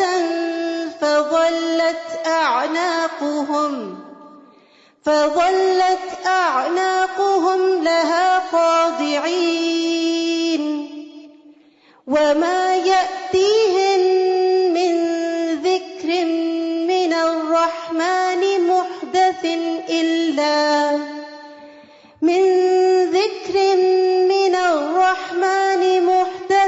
إلا كانوا عنه معرضين. شروع کرتی ہوں اللہ کے نام سے جو بے انتہا مہربان نہایت رحم فرمانے والا ہے. طاسیم میم، یہ وضاحت کرنے والی کتاب کی آیات ہیں. اے نبی، اگر یہ لوگ ایمان نہیں لاتے تو اس غم میں شاید آپ اپنے آپ کو ہلاک ہی کر ڈالیں گے. اگر ہم چاہتے تو ان پر آسمان سے کوئی معجزہ اتار دیتے جس کے آگے ان کی گردنیں جھک جاتی، اور ان کے پاس رحمان کی طرف سے جو بھی کوئی نئی نصیحت آتی ہے تو یہ اس سے منہ موڑ لیتے ہیں. یعنی ان کو قرآن میں کوئی انٹرسٹ نہیں ہوتا اور نبی صلی اللہ علیہ وسلم کی بات کی طرف کوئی توجہ نہیں دیتے. یہ لوگ تکذیب تو کر ہی چکے ہیں، تو اب جلد ہی انہیں ان باتوں کی حقیقی خبریں مل جائیں گی جن کا یہ مذاق اڑایا کرتے تھے. کیا انہوں نے زمین کو نہیں دیکھا کہ ہم نے اس میں کتنی کثیر مقدار میں ہر طرح کی عمدہ نباتات پیدا کی ہے. ان فی ذلک لآیہ وما کان اکثرهم مؤمنین، یقیناً اس میں ایک نشانی ہے لیکن ان میں اکثر ایمان لانے والے نہیں. وَإِنَّ رَبَّكَ لَهُوَ الْعَزِيزُ الرَّحِيمُ، بلا شبہ آپ کا رب ہر چیز پر غالب ہے اور رحم کرنے والا ہے. اس صورت میں 9 مقامات پر ان 2 آیات کی تکرار ہوئی ہے. سب سے پہلی آیت جس سے بات شروع کی گئی وہ کائنات کی نشانی ہے. آیات کونیہ میں سے ہے کہ لوگ کائنات کی نشانیوں پہ غور نہیں کرتے. اگر یہ غور کرتے تو اپنے رب کو پا لیتے، لیکن اکثر لوگ اسی وجہ سے مومن نہیں کہ غور و فکر کا طریقہ ان کا درست نہیں. اور یہاں اللہ تعالیٰ کی 2 صفات کا ذکر ہے، العزیز الرحیم. العزیز ایسی ہستی ہوتی ہے جس کا کوئی ادراک نہیں کر سکتا، اور وہ مخلوقات کی صفات سے بہت بلند ہوتی ہے، جس کا مرتبہ بہت بلند ہوتا ہے، جو کسی کے آگے جھکتا نہیں، جو عقل و فہم سے اتنا دور ہوتا ہے کہ اس کا احاطہ عقل سے نہیں کیا جا سکتا. وہ اپنی ذات میں بے نیاز ہوتا ہے، کسی کا محتاج نہیں ہوتا. وہ ایسی ہستی ہوتی ہے کہ جیسی کوئی اور ہستی ہے ہی نہیں، اور مخلوقات اس کی شدید محتاج ہیں، اس تک رسائی پانا مشکل ہوتا ہے. لیکن اس کے ساتھ چونکہ وہ رحیم ہے اس لیے وہ مخلوق کی دعائیں سنتا ہے. غالب ہے جس کو مغلوب نہیں کیا جا سکتا، محفوظ ہے جس کو کوئی نقصان نہیں دے سکتا، وہ جس کو کوئی پکڑ نہیں سکتا، بھاگنے والے اس کو عاجز اور بے بس نہیں کر سکتے. اور الرحیم تو بہت رحم کرنے والا، بار بار رحم کرنے والا ہے، جو مساکین کی فریاد رسی کرتا ہے اور سب کے ساتھ شفقت کا معاملہ کرتا ہے، خواہ وہ اس کی اطاعت کریں یا نہ کریں. وَإِذْ نَادَى رَبُّكَ مُوسَىٰ أَنِ ائْتِ الْقَوْمَ الظَّالِمِينَ، اور وہ واقعہ یاد کرو جب تمہارے رب نے موسیٰ کو پکارا کہ ظالم قوم کے پاس جاؤ، یعنی قوم فرعون جو اپنی جان پہ بھی ظلم کرتی ہے اور خاص طور پر بنی اسرائیل پہ ظلم ڈھا رکھا ہے. یعنی قوم فرعون کے پاس. کیا وہ ڈرتے نہیں؟ موسیٰ نے عرض کیا، میرے رب میں ڈرتا ہوں کہ وہ مجھے جھٹلا دیں گے. بہت جابر قسم کے لوگ تھے. وَيَضِيقُ صَدْرِي وَلَا يَنطَلِقُ لِسَانِي فَأَرْسِلْ إِلَىٰ هَارُونَ، میرا سینہ گھٹتا ہے یعنی دم رکتا ہے، زبان بھی نہیں چلتی، یعنی اتنا پریشر ہے ان کے ظلم و ستم کا مجھ پر کہ میں ان کے سامنے بات نہیں کر سکوں گا، لہذا ہارون کو بھی رسالت عطا فرما. تو یاد رکھیے اگر کوئی کام آپ اکیلے نہیں کر سکتے تو کوئی بری بات نہیں ہے. موسیٰ علیہ السلام جو اتنے قوی اولو العزم پیغمبر تھے، اس کام کے لیے اپنے آپ کو مشکل میں پاتے ہیں، یہ میں نہیں کر پاؤں گا. ایسی کیفیات ہر ایک کے اوپر آتی ہیں جب آپ کو کوئی ذمہ داری دی جاتی ہے، کوئی ڈیوٹی دی جاتی ہے، اور بعض اوقات وہ ایسی ہوتی ہے کہ آپ کہتے نہیں میری لمٹ سے باہر ہے، میرے لیے مشکل ہے. تو جب بھی ایسا کوئی مرحلہ ہو یا کوئی بہت سارے مہمان گھر میں آ رہے ہوں اور آپ کے لیے بڑے پیمانے پہ کوکنگ مشکل ہو، یا دین یا دنیا کا کوئی بھی کام ہو، تو اس میں کسی دوسرے سے مدد لینے میں کوئی حرج نہیں، کیونکہ موسیٰ علیہ السلام نے کہا میرے ساتھ ہارون کو بھیج دیجئے، پھر ذرا ہم 2 ہوں گے نا تو تسلی ہوگی. تو جب آپ کے ساتھ کسی نیک کام میں اور مددگار بھی مل جاتے ہیں تو بڑے سے بڑے کام پھر آسان ہو جاتے ہیں. رسول اللہ صلی اللہ علیہ وسلم نے فرمایا اللہ نے کوئی نبی یا خلیفہ نہیں بھیجا مگر اس کے ساتھ دو طرح کے صلاح کار اور مشیر ہوتے ہیں، ایک اسے نیکی کا حکم دیتا ہے اور برائی سے منع کرتا ہے، اور دوسرا اسے دیوانہ بنانے میں کوئی دقیقہ نہیں چھوڑتا۔ جس کو اس کے برے ہمراز سے بچا لیا گیا پس وہ محفوظ رہا۔ تو آپ کا ہمزاد جو تھا وہ مسلمان تھا، ٹھیک ہے۔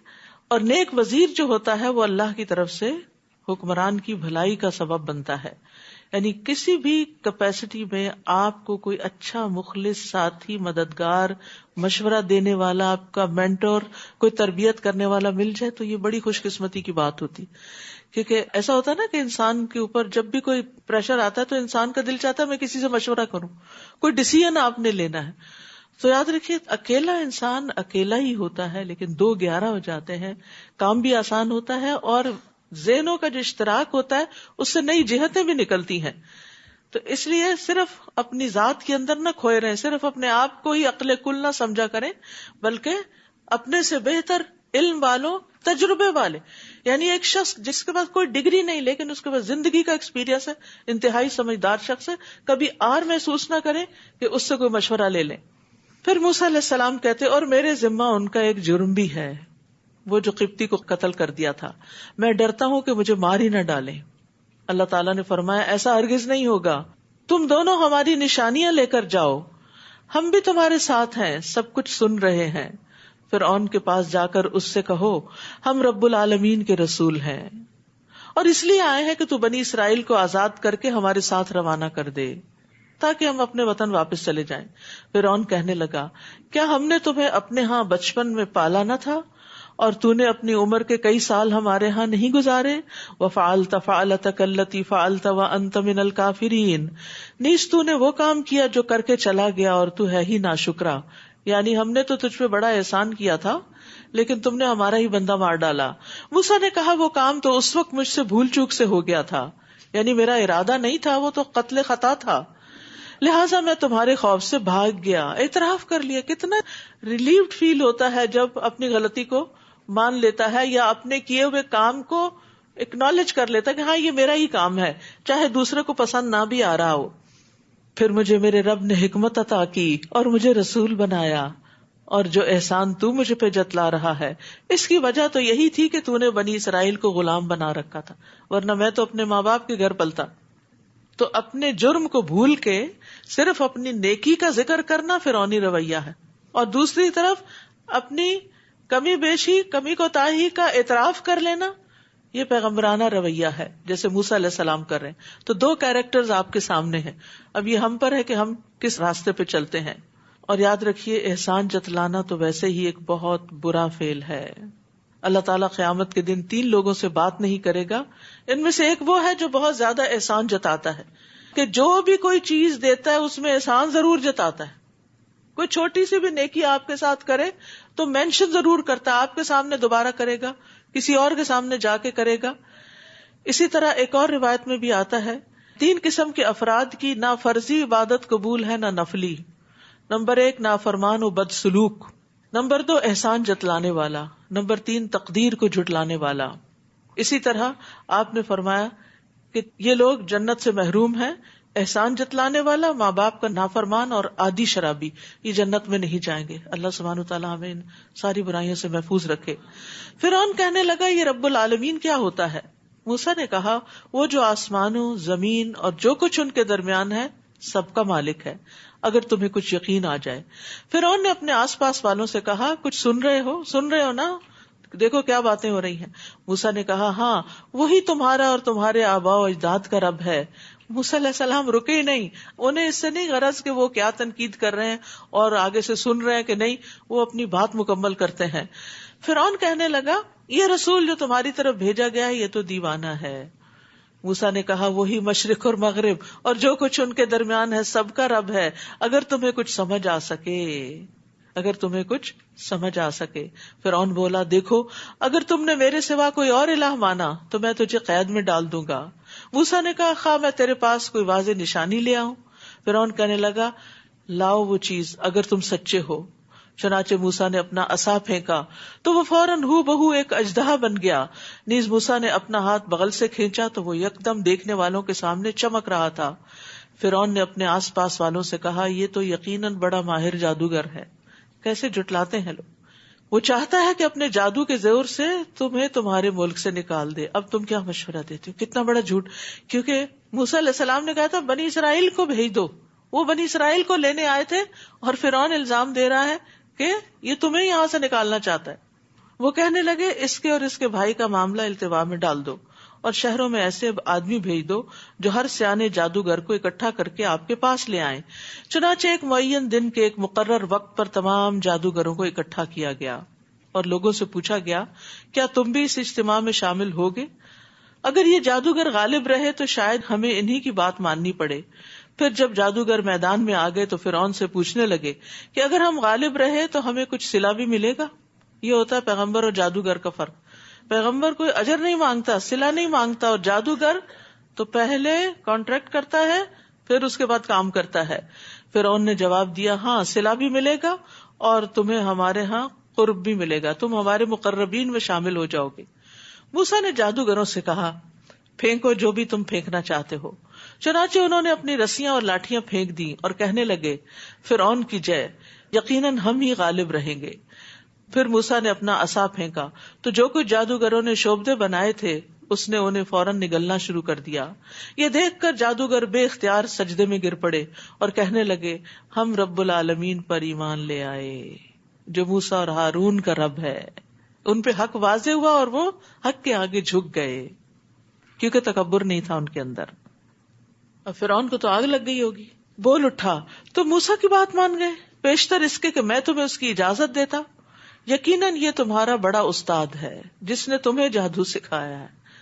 یعنی خود اپنی مرضی سے سارے ہرکارے بھیج کے جادوگر کٹھے کیے تھے، اپنے مطلب کے لوگ کٹھے کیے تھے، اب ان کو بھی بلیم کر دیا. یعنی جب کسی انسان کے پاس کوئی دلیل نہیں ہوتی نا تو اس کا یہ طریقہ تھا وہ بلیم گیم کھیلنے لگتا ہے. یعنی مثلا کسی نے اگر کوئی کام نہیں کیا تو وہ یہ کہنے کے بجائے کہ مجھ سے بھول ہو گئی، دیر ہو گئی، سستی ہو گئی، غفلت ہو گئی، میرا قصور ہے، I was wrong, I am sorry, یہ کہنے کے بجائے دوسرے جس کا کام ہوتا ہے اس کے اندر کی کوئی غلطی نکال لیتا ہے. ہو نہ تو وہ ویسے ہی جھوٹا الزام بھی لگا دیتا ہے کہ تمہاری وجہ سے یہ ہوا ہے. تو یہاں بھی یہی ہو رہا ہے کہ وہ موسیٰ علیہ السلام کو الزام دے رہے کہ یہ جادو بھی تم نے سکھایا، اس کا انجام تمہیں جلدی معلوم ہو جائے گا. میں تم سب کے ہاتھ اور پاؤں مخالف سمتوں میں کٹواؤں گا اور تم سب کو سولی چڑھا دوں گا. وہ کہنے لگے کچھ پرواہ نہیں، ہمیں اپنے رب کے حضور حاضر ہونا ہے. تم نے مارا تب بھی جانا ہے، خود مرے تب بھی جانا ہے، جب جانا وہی ہے تو یہ تو کوئی بڑی بات ہی نہیں کہ اس راستے میں ہماری جان بھی چلی جائے. ہم یہ توقع رکھتے ہیں کہ ہمارا رب ضرور ہماری خطائیں معاف فرما دے گا کیونکہ ہم سب سے پہلے ایمان لے آئے ہیں. اور ہم نے موسیٰ کو وحی کی کہ راتوں رات میرے بندوں کو لے کر نکل جاؤ، تمہارا تعاقب کیا جائے گا. یہ ہوتی ہے اللہ کی مدد. اس پر فرعون نے فوج اکٹھی کرنے کے لیے شہروں میں آدمی بھیج دیے. جب پتا چلا کہ سارے نکل گئے ہیں تو پھر سٹ پٹایا اور فوجیں اکٹھی کی اور انہیں کہلا بھیجا یہ مٹھی بھر لوگ ہیں جو ہمیں غصہ دلا رہے ہیں اور ہم یقیناً ایک مسلح جماعت ہیں. اس طرح ہم فرعونیوں کو ان کے باغات اور چشموں سے اور خزانوں اور بہترین قیام گاہوں سے نکال لائے. اللہ کی تدبیر دیکھیے کہ کس طرح سارے گھروں سے نکل آئے، ساری دنیا کے مال متاع پیچھے چھوڑ آئے، ڈوبنے جا رہے تھے. اور اس طرح ہم نے بنی اسرائیل کو ان کا وارث بنا دیا. چنانچہ ایک دن صبح کے وقت فرعونی ان کے تعاقب میں چل پڑے. پھر جب دونوں جماعتوں نے ایک دوسرے کو دیکھ لیا تو موسیٰ کے ساتھ ہی چیخ اٹھے کہ ہم تو پکڑے گئے. یعنی ابھی بنی اسرائیل اپنے اصل مقام تک نہیں پہنچے تھے کہ پیچھے سے فرعون کی فوجیں آ گئی. اب آپ سوچئے ایک طرف سمندر ہے، دوسری طرف فوجیں ہیں، بیچ میں حال کیا ہوگا ان لوگوں کا جو پہلے ہی کمزور تھے، غلامی میں رہے ہوئے تھے، جن بیچاروں کی کوئی بڑی سوچ بھی نہیں تھی. موسیٰ نے کہا کلا ان معی ربی سیہدین، ہرگز ایسا نہیں ہوگا، میرے ساتھ میرا رب ہے، وہ ضرور میری رہنمائی کرے گا کہ اب مجھے کیا کرنا ہے. تو اس سے اللہ کی معیت کا پتہ چلتا ہے کہ اللہ اپنے بندوں کے ساتھ ہوتا ہے. جیسے نبی صلی اللہ علیہ وسلم نے غار ثور میں فرمایا تھا لا تحزن ان اللہ معنا، غم نہ کرو اللہ ہمارے ساتھ ہے. ویسے تو اللہ تعالیٰ اپنے علم کے ساتھ ہر بندے کے ساتھ ہے، ہر بندے کے بارے میں اس کو خوب پتا ہے، لیکن یہاں پر خاص مدد دینے کے لیے ساتھ ہے، وہ معنی مراد ہے. چنانچہ ہم نے موسیٰ کو وحی کی کہ اپنا عصا سمندر پر مارو. چنانچہ سمندر پھٹ گیا اور اس کا ہر ایک حصہ ایک بڑے پہاڑ کی طرح ساکن و جامد ہو گیا. اور اسی جگہ ہم دوسرے گروہ کو بھی قریب لے آئے.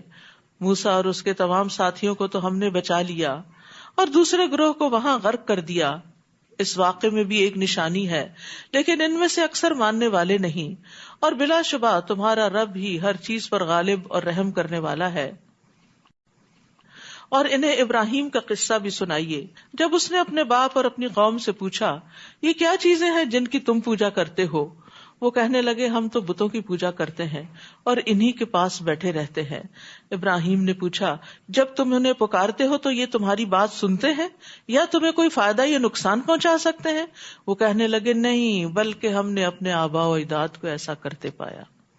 ابراہیم نے کہا، بھلا دیکھو تو جن کو تم پوچھتے ہو اور تمہارے پہلے آباء و اجداد بھی پوچھتے رہے ہیں، یہ تو میرے دشمن ہیں، یعنی جو جہنم میں لے جانے والے ہیں، بجز رب العالمین کے. کون ہے رب العالمین؟ اتنا خوبصورت اس کو ڈیفائن کیا ابراہیم علیہ السلام نے. الذی خلقنی فہو یہدین، جس نے مجھے پیدا کیا اور وہی میری رہنمائی کرتا ہے. والذی هو یطعمنی ویسقین، وہی مجھے کھلاتا ہے اور پلاتا ہے. اسی لیے رات کو سوتے وقت آپ آخری دعا کیا کرتے ہیں؟ آخری دعاؤں میں الحمدللہ الذی اطعمنا وسقانا، آپ اس کی تعریف کر کے سوتے ہیں جو آپ کو کھلاتا ہے اور پلاتا ہے. وَإِذَا مَرِضْتُ فَهُوَ يَشْفِينِ، اور جب میں بیمار پڑتا ہوں تو وہی مجھے شفا دیتا ہے. یہ ہے رب پر ایمان لانا، یہ ہے رب پر توکل، یہ ہے خالص توحید. اور پھر آپ دیکھیے کہ باقی چیزیں اللہ کی طرف منسوب کی اور مرض کو اپنی طرف منسوب کیا. هُوَ يُطْعِمُنِي وَيَسْقِينِ وَإِذَا مَرِضْتُ، کہ جب میں بیمار ہوتا ہوں. اور حقیقت یہ ہے کہ انسان کی بیماری اس کی اپنی ہی کوتاہیوں کا نتیجہ ہوتی ہے. ہم بیمار کیوں ہوتے ہیں؟ کیونکہ ہم اپنے ساتھ کوئی ایسا کام کر بیٹھتے ہیں جو ہمیں نہیں کرنا چاہیے. وہ کیوں کر بیٹھتے ہیں؟ کیونکہ ہمیں پتہ ہی نہیں ہوتا کہ نہیں کرنا. مثلا آپ کوئی خاص چیز کھا رہے ہوتے ہیں، بڑی مزے کی ہوتی ہے، اور آپ کو نہیں پتا ہوتا کہ وہی کھا کے آپ کی طبیعت خراب ہو جاتی، تو آپ جاہل ہیں نا، آپ کو پتہ ہی نہیں ہے کہ آپ کے لیے کیا فائدہ مند ہے. تو اس لیے ہم اپنی جہالت، اپنی غفلت اور اپنی خواہشات کی وجہ سے ایسے کام کر بیٹھتے ہیں جن کی بعد ہم بیمار پڑ جاتے ہیں. چاہے وہ روحانی بیمار ہو، چاہے وہ جسمانی بیمار ہو، وہ ہوتا اپنی ہی کسی غفلت کا نتیجہ ہے جس کو ہم بعض اوقات غلط سمجھ کر نہیں، ٹھیک سمجھ کے کر رہے ہوتے ہیں. تو بعض کام جن کو انسان ٹھیک بھی سمجھتا ہے لیکن وہ انسان کے حق میں غلط ہوتے ہیں اور وہ اس کو کسی نہ کسی طرح بیمار کر دیتے ہیں. تو ایسے میں جب انسان بیمار ہو جائے تو کس کے پاس جائے؟ اپنے رب کے پاس. اللہ تو ہی مجھے شفا دے، تو ہی مجھے شفا دے. ایک بہن اپنا ایکسپیرینس مجھے بتا رہی تھی کہ وہ مسجد میں کرسیاں ٹھیک کر رہی تھی، ایک کرسی ان کے پاؤں پہ لگی، پاؤں اتنا زیادہ سوج گیا کہ یعنی کہ شدید قسم کی وہ سوجن اور درد ہوئی. کہتی ہیں کہ رات کو پچھلا پیر تھا، میں اللہ کو پکارتی رہی اور ساتھ میں نے دوا کھا لی اور صبح اٹھی تو بالکل ٹھیک چلنے کے قابل تھی. تو بعض اوقات یہ ہے کہ ہم دعا کے وقت میں دعا نہیں کرتے، یا صرف آہیں بھرتے رہتے ہیں، یا پھر صرف دوائیاں کھاتے رہتے ہیں. تو یہ بات ریسرچ سے بھی ثابت ہے کہ دوا کے ساتھ دعا کرنے والے مریض جلد صحت یاب ہوتے ہیں. اور اللہ ہی اصل میں تو شفا دیتا ہے، دوا میں بھی تاثیر وہ ڈالتا ہے. اور اس وقت جب ڈاکٹر کو اللہ ہی سمجھ دے کہ یہ دوا اس مریض کو دے دو، ورنہ وہ الٹی بھی دے دیتا ہے اور انسان ڈاکٹروں کے ہاتھوں مرتے بھی ہیں. پچھلے دنوں میں ایک آرٹیکل پڑھ رہی تھی کہ کس کثیر تعداد میں لوگ ڈاکٹروں کے ہاتھ مرتے. کہتے ہیں ایکسیڈنٹس میں اتنے لوگ نہیں مرتے جتنے ڈاکٹروں کی غلط دوائیاں تجویز کرنے سے مرتے. جہالت ہے نا. ہم جتنے بھی پڑھ لکھ جائیں، اللہ کے آگے ہمارا علم کیا ہے؟ تو اس لیے جب ہم دعا کرتے ہیں تو اللہ تعالیٰ صحیح چیز کی طرف ہمیں رہنمائی کرتا ہے. تو وہ کہتا ہے نا، خاک کی پڑیا میں بھی شفا ہو جاتی ہے. تو وہ خاک کی پڑیا میں شفا اللہ تعالیٰ ہی ڈالتا ہے. اسی لیے ہم دعا کرتے ہیں، اللہم انت الشافی لا شفاء الا شفاؤک اشف شفاء لا یغادر سقما. اور بارہا میں یہ آیات شفا کے کارڈ اور کتابوں کی تشہیر کر چکی ہوں. حرص یہی ہے، اور بنائے بھی اسی لیے گئے تاکہ لوگ فائدہ اٹھائیں، لوگوں کی تکلیفیں دور ہوں. کیونکہ رحم آتا ہے، ترس آتا ہے جب لوگ سفر کر رہے ہوتے ہیں اور علاج موجود ہوتا ہے. کیونکہ ہمارا ایک ٹرینڈ ہو چکا ہے نا کہ صرف کیمیکلز ہی استعمال کرنے ہم نے علاج کے لیے، کریں وہ بھی، لیکن اس کے ساتھ ساتھ دعاؤں کی بھی کثرت کر دیں. اور جتنی پابندی آپ اینٹی بایوٹک لینے میں کرتے ہیں گھنٹوں کی، ایسے ہی صبح شام کے اذکار کی بھی پابندی کریں کہ وہ ٹائم مس نہ ہو. اور پھر یہ ہے کہ انسان کا پورا یقین بھی اس بات پر ہو کہ شفا اللہ ہی دیتا ہے.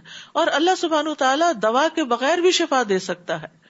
جیسے یعقوب علیہ السلام کی آنکھیں لوٹ آئی تھیں کسی آپریشن سے، ان کا وہ موتیا ٹھیک کر دیا گیا تھا؟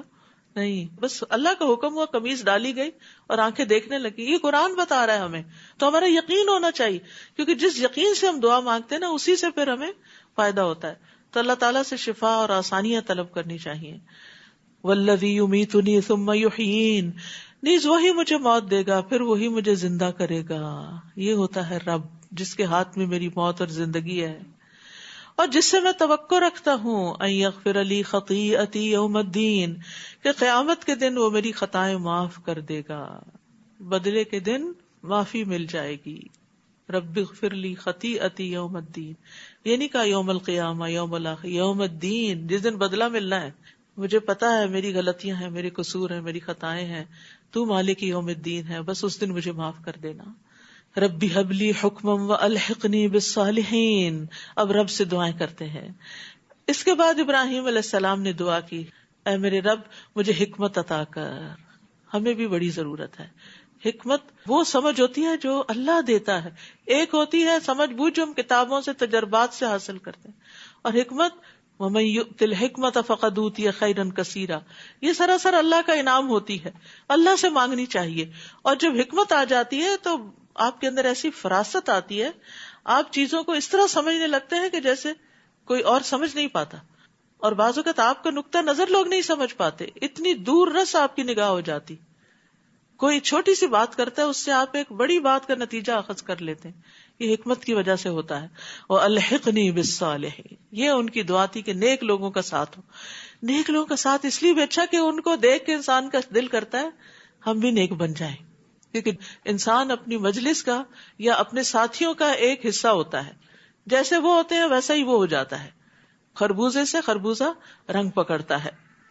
دوسرا یہ ہے کہ نیک لوگوں کی وجہ سے انسان برائیوں سے بچا رہتا ہے. پھر یہ ہے کہ نیک لوگوں کے ساتھ ہوتا ہے تو مرتے وقت وہی قریب ہوتے ہیں اور کلمہ پڑھوا دیتے ہیں. نیک لوگوں کا ساتھ ہو تو پھر مرنے کے بعد بھی وہ دعائیں کرتے رہتے ہیں. اور نیک لوگوں کا ساتھ ہو تو وہ ان پر ایسا اعتماد کا لیول ہوتا ہے کہ آپ کو پتا ہوتا ہے انہوں نے ہماری غیبت نہیں کرنی، انہوں نے ہمیں دھوکہ نہیں دینا. کیا لذت ہوتی ہے اس کمپنی میں کہ جس کے بارے میں آپ کو یہ ٹرسٹ ہو کہ یہ ہمارے ہمدردی ہیں، یہ ہمارے لیے خیر ہی چاہیں گے. کتنی خوشی ہوتی ہے آپ کو ایسے لوگوں سے مل کر، اور کتنی تکلیف میں ہوتے ہیں آپ جب آپ کو یہ پتا ہو کہ آپ کا ساتھی جو ہے وہ دھوکے باز ہے، کہ چاہے یہ گھر کے اندر ہو ساتھی یا گھر کے باہر کوئی انسانوں کے جو کلیگز ہیں یا کوئی بھی لوگ جن کے ساتھ انسان مل جل کے رہتا ہے، اس کی سوشل لائف ہے. وَاجْعَلْ لِي لِسَانَ صِدْقٍ فِي الْآخِرِينَ، اور پچھلے لوگوں میں مجھے سچی ناموری عطا کر. یہ سچی ناموری کیوں؟ کیونکہ بہت سے لوگ کام نہیں کرتے لیکن تعریف بہت چاہتے.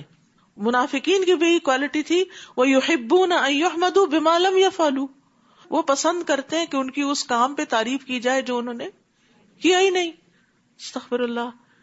یہ ہم سب کو بھی اپنا جائزہ لینا چاہیے کہ ہم انڈیو ایڈوانٹیج تو نہیں لیتے کہ کام ہم نہیں کرتے، کام دوسرے کریں اور فرنٹ پہ ہم ہو کہ جیسے سارا کمال ہم نے کیا. تو ایسی چیز سے بھی پناہ مانگنی چاہیے، کیونکہ یہ بہت بڑا دھوکہ، انسان نیکیوں میں پیچھے رہ جاتا ہے. کیونکہ جب سب واہ واہ کرنے لگتے تو انسان تو ہوتا ہے میں تو بہت کچھ بن گیا ہوں.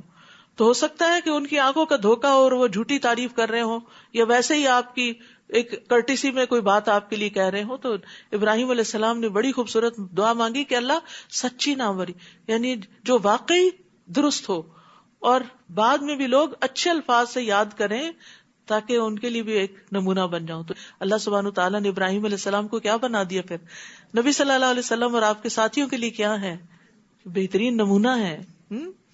اور مجھے نعمتوں والی جنتوں کے وارثوں میں شامل کر دے، اور میرے باپ کو معاف کر دے، بلا شبہ وہ گمراہوں میں سے ہے. اور جس دن لوگ دوبارہ اٹھائے جائیں گے مجھے رسوا نہ کرنا، یعنی باپ کی وجہ سے. جس دن مال اور اولاد کام نہ آئے گی، مال اور بیٹے فائدہ نہ دیں گے، بجز اس کے کہ کوئی اطاعت گزار دل لے کر اللہ کے حضور حاضر ہو. الا من اتى اللہ بقلب سلیم. یہ قلب سلیم کیا ہوتا ہے؟ اس کی 5 صفات ہوتی ہیں: اسلم، سلم، استسلم، سلم، سالم. اسلم کا معنی ہے وہ اللہ کے لیے مطیع ہے. سلم کا معنی ہے اس نے رسول اللہ کی اطاعت کو تسلیم کر لیا. استسلم کا معنی اس نے اللہ کی قضاء اور قدر کے فیصلے کو قبول کر لیا. سلم کا معنی ہے وہ ہر اس چیز سے سلامتی میں آ گیا، پاک ہو گیا جو اللہ کے ذکر اور عبادت سے دور کرنے والی ہے. سالمہ کا معنی ہے اس نے اللہ کے دوستوں سے صلح کر لی اور اللہ کے دشمنوں سے دشمنی کر لی. تو یہ سلامت دل کی 5 صفات ہیں. جس انسان کے اندر یہ 5 کوالٹیز ہوں گی، اس کا دل قلب سلیم ہوگا، اور پھر وہ قلب سلیم اس کے لیے نجات کا باعث ہوگا. یہ کام آئے گا کیونکہ اللہ تعالیٰ انسان کے دل کی حالت کو دیکھے گا. اللہ شکل نہیں دیکھے گا، دل دیکھے گا. رسول اللہ صلی اللہ علیہ وسلم سے پوچھا گیا افضل لوگ کون ہیں، بہترین کون لوگ ہیں؟ فرمایا ہر پاک صاف دل والا، زبان کا سچا. لوگوں نے کہا زبان کے سچے کو تو ہم جانتے ہیں، یہ پاک صاف دل والا کون ہے؟ فرمایا پرہیزگار، صاف ستھرا، جس کے دل میں نہ گناہ ہو، نہ ظلم، نہ کینہ، نہ حسد.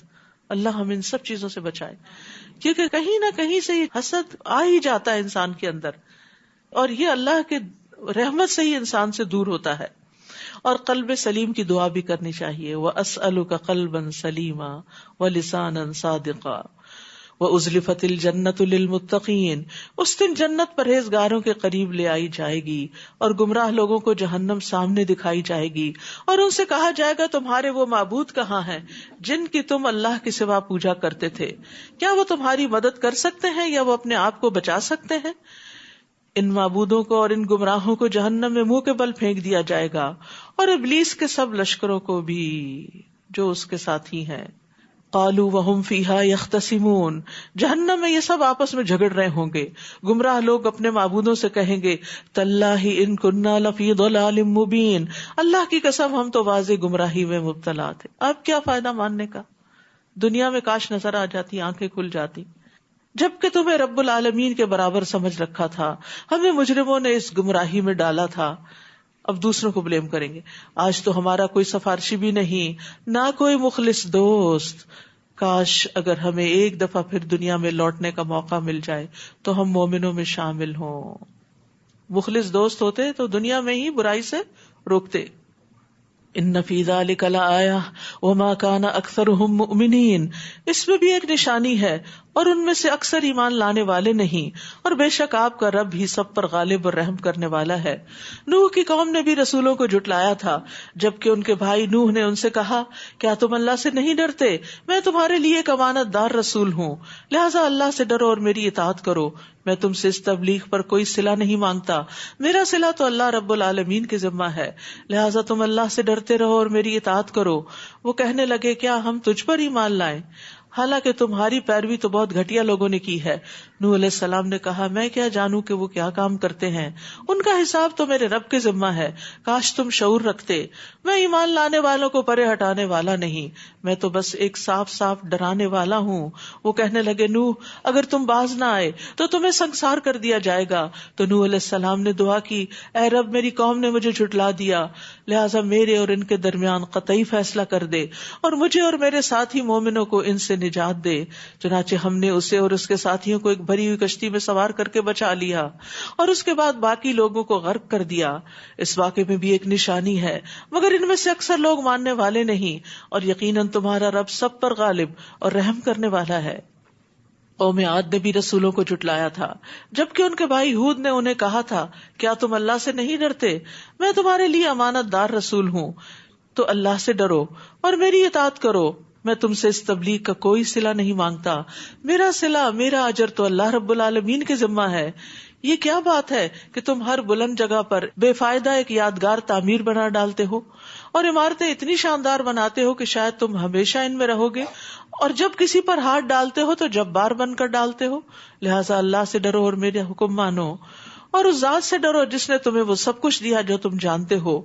اس نے تمہیں چوپائے اور بیٹے، باغات اور چشمے عطا کیے. مجھے تو تمہارے حق میں ایک بڑے دن کے عذاب کا خطرہ ہے. وہ کہنے لگے ہمیں تو ایسا واز کر یا نہ کر ہمیں کوئی فرق نہیں پڑتا. استغفر اللہ. جب دل سخت ہو جائے تو اس پر کوئی چیز اثر نہیں کرتی.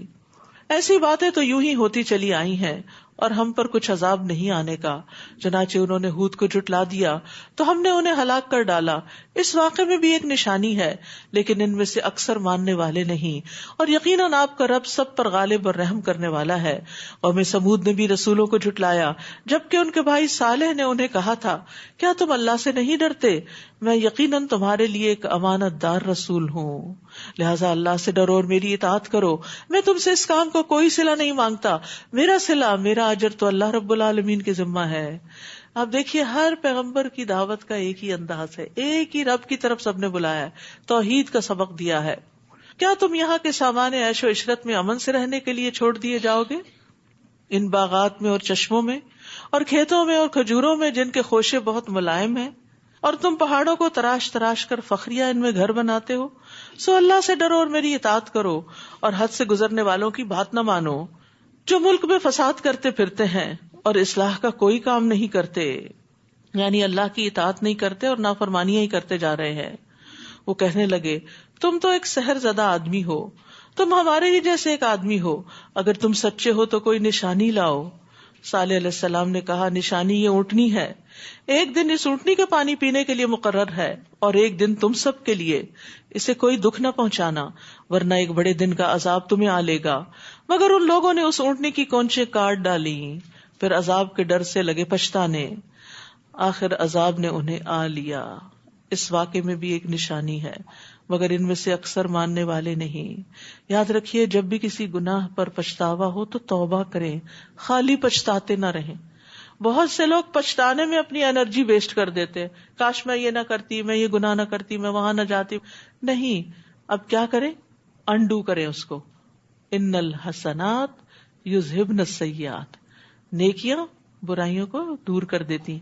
اسی طرح کسی انسان کے حق میں کوئی کمی کوتاہی ہو، کسی کی غیبت ہوگی مثلا، آپ نے کوئی غلط مذاق کر دیا اور اس کا دل ٹوٹ گیا، کسی کے ساتھ آپ نے کوئی اور بدگمانی کر لی، اب بعد میں جو ضمیر ہوتا ہے نا وہ انسان کو بتاتا ضرور ہے ایک دفعہ یہ تم نے ٹھیک نہیں کیا. جس چیز پر اندر سے آواز آئے یہ ٹھیک نہیں، فوراً یہ توبہ استغفار شروع کر دی، یا اللہ تو مجھے معاف کر دے. پتہ نہیں کیسے منہ سے بات نکلی، میں نے ایسے سوچا ہی کیوں، یہ کام کیوں کر دیا، میں نے اس کو نہ کیوں کر دی. بعض اوقات ہوتا ہے نا کوئی شخص ضرورت لے کے آتا ہے تو آپ غصے میں بیٹھے ہوتے ہیں، اس کو نہ کر دیتے ہیں اور بعد میں آپ کو افسوس ہوتا ہے، واپس چلے جائیں، سوری مجھ سے غلطی ہو گئی. پھر اسی طرح اللہ سبحانہ وتعالیٰ کے حق میں کوئی کمی ہو گئی، فوراً توبہ. تو اس چیز سے انسان کی انرجی پازیٹو رخ پہ چل پڑتی ہے اور وہ پریشانیوں اور غم سے اور تکلیف سے محفوظ ہو جاتا ہے. ورنہ شیطان کا طریقہ یہی ہے، پہلے غلطی کرواؤ اور پھر جب کر بیٹھے تو نادمی کرواتے رہو، پشیمان ہی رکھو، پریشان ہی رکھو. تو شیطان کی ان دونوں چالوں سے محفوظ رہنا ہے. آخر عذاب نے انہیں آ لیا کیونکہ توبہ جو نہیں کی. اس واقعے میں بھی ایک نشانی ہے مگر ان میں سے اکثر ماننے والے نہیں. بلا شبہ آپ کا رب بھی سب پر غالب اور رحم کرنے والا ہے. اور لوط کی قوم نے بھی رسولوں کو جھٹلایا تھا جبکہ انہیں ان کے بھائی لوط نے کہا تھا کیا تم اللہ سے نہیں ڈرتے؟ یقیناً میں تمہارے لیے امانت دار رسول ہوں. امانت رسولوں کا خاصہ ہوتی ہے، لہٰذا اللہ سے ڈرتے رہو اور میری اطاعت کرو. اور میں اس تبلیغ کے کام پر تم سے کوئی صلہ نہیں مانگتا، میرا صلہ تو اللہ رب العالمین کے ذمہ ہے. کیا تم جہان والوں میں سے مردوں کے پاس جاتے ہو اور تمہارے رب نے تمہارے لیے جو بیویاں پیدا کی ہیں انہیں چھوڑ دیتے ہو؟ بلکہ تم لوگ تو حد سے نکل گئے ہو، حد سے آگے گزر گئے ہو. بل انتم قوم عادون، کہ تم نے کیا طریقہ اختیار کر لیا کہ جس میں رب کی ناراضگی بھی ہے، عورتوں کی حق تلفی بھی ہے اور فطرت کی خلاف ورزی بھی ہے. وہ کہنے لگے اے لوط تم اگر ان باتوں سے باز نہ آئے تو تمہیں جلاوطن کر دیا جائے گا. اس نے کہا میں تمہارے اس کام سے سخت بیزار ہوں، میں اس سے اگری نہیں کرتا. اور یہی مومن کی شان ہوتی ہے. پھر دعا کی اے رب جو کام یہ لوگ کر رہے ہیں اس سے مجھے اور میرے گھر والوں کو نجات دے دے، ہمیں اس ماحول سے نکال دے. چنانچہ ہم نے اسے اور اس کے سب اہل خانہ کو نجات دی بجز ایک بڑھیا کے جو پیچھے رہ جانے والوں میں شامل تھی. پھر باقی ماندہ لوگوں کو ہم نے ہلاک کر دیا اور ہم نے ان پر ایک خاص بارش برسائی. کتنی بری تھی وہ برسات جو ڈرائے جانے والے لوگوں پہ برسائی گئی. وہ پانی والی بارش نہیں تھی، وہ پتھروں کی بارش تھی. سوچئے کبھی اولے بھی پڑتے ہیں نا، تھوڑا سائز بڑا ہو جائے تو گھبراہٹ شروع ہو جاتی ہے، ونڈوز ٹوٹ جائیں گی، ونڈ سکرین ٹوٹ جائیں گی، فصلیں تباہ ہو جائیں گی، کیا کیا نقصان ہو جائیں گے. اور اگر انسان خود باہر ہو تو چوٹ لگتی ہے، مگر وہ آپ نے دیکھا ہوگا کہ اولے زمین پہ گرتے ٹوٹ جاتے ہیں، آئسی تو ہوتی ہے. لیکن یہ پتھر، اور وہ بھی کھنگر کی قسم کے پتھر جو سخت پکے پتھر تھے کہ جو لگ کے بھی ٹوٹنے والے نہیں تھے، بلٹس کی طرح ان کے اندر جا رہے تھے اور ان کو ہلاک کرنے کا باعث تھے. اس واقعے میں بھی ایک نشانی ہے، لیکن ان میں سے اکثر ماننے والے نہیں، اور یقیناً آپ کا رب سب پر غالب اور رحم کرنے والا ہے.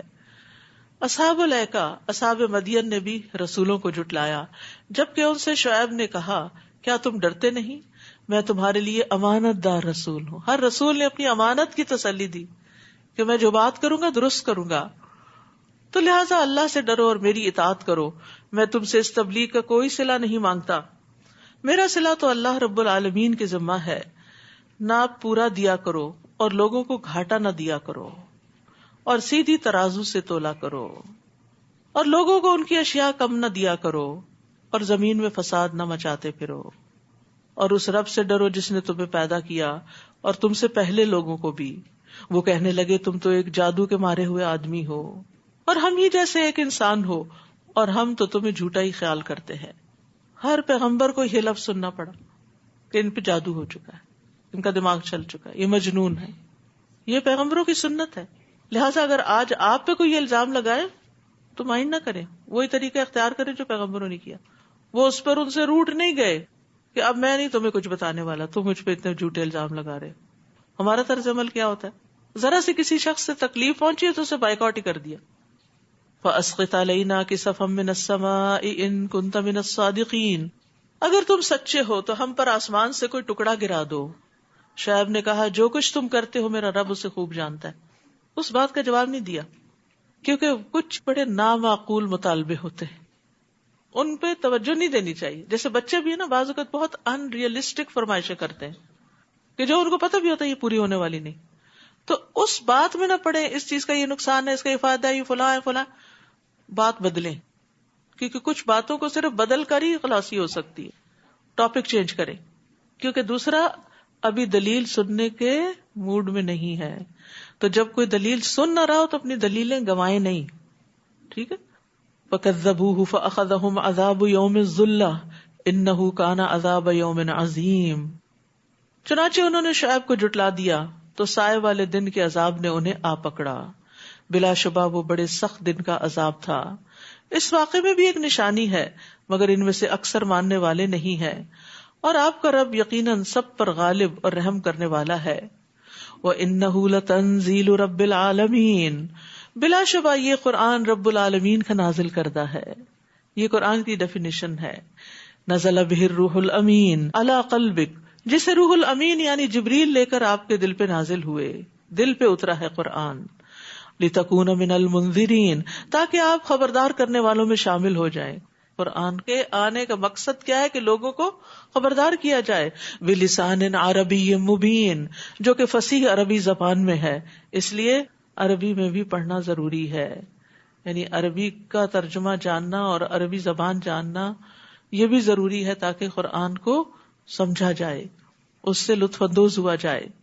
عربی کو ایک طرف رکھ کے صرف ٹرانسلیشن پڑھ لینا کافی نہیں ہوتا، وہ ٹرانسلیشن ہوتی ہے، قرآن نہیں ہوتا. اور یقیناً اس کا ذکر پہلے صحیفوں میں موجود ہے کہ آخری نبی کو ایک ایسی زبردست کتاب دی جائے گی. اولم یکن لہم آیہ ان یعلمہ علماء بنی اسرائیل، کیا ان اہل مکہ کے لیے یہ نشانی کافی نہیں کہ اس بات کو بنی اسرائیل کے علماء جانتے؟ کچھ تو جان کے ایمان نہیں لائے تھے، لیکن جیسے عبداللہ بن سلام جو تھے وہ بھی ان کے علماء میں سے تھے اور ایمان لے آئے تھے، اور انہی کی طرف اشارہ ہے. اور اگر ہم اس قرآن کو کسی اجمی پر اتارتے جو انہیں پڑھ کر سناتا تو بھی یہ اس پر ایمان نہ لاتے. اس طرح ہم نے مجرموں کے دل میں بس بےہودہ اعتراضات کرنا ہی ڈال دیا ہے کہ جب تک وہ دردناک عذاب نہ دیکھ لیں وہ ایمان نہیں لائیں گے.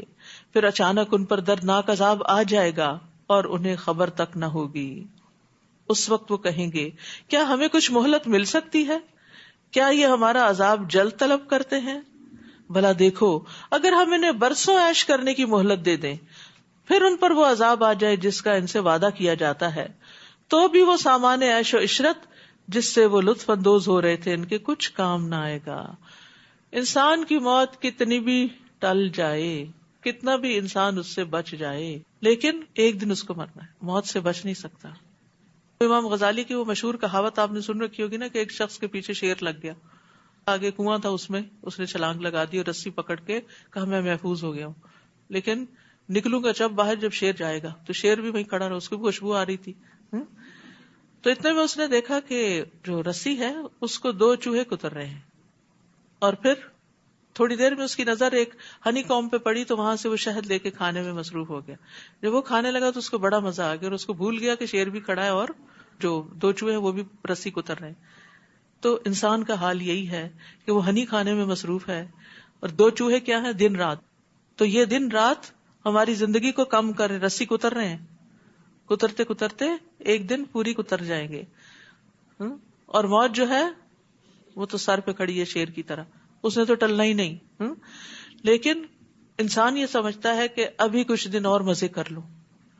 تو بھلا جتنے بھی انسان مزے کر لے، آخر ایک دن تو مرنا ہی ہے. اس لیے عقل مند وہ ہے جو اس کی تیاری کر لے، وہ ہنی کھانے میں مصروف نہ رہے، وہ دنیا کے میٹھے کے پیچھے نہ بھاگتا رہے کہ صرف اپنی خواہشات کی پیروی کرنا. دنیا کے مثلاً کون کون سے اہم کام ہوتے ہیں؟ تعلیم حاصل کرنا، شادی کرنا، یا گھر خریدنا، یا اور پراپرٹی بنانا، جاب کرنا وغیرہ وغیرہ.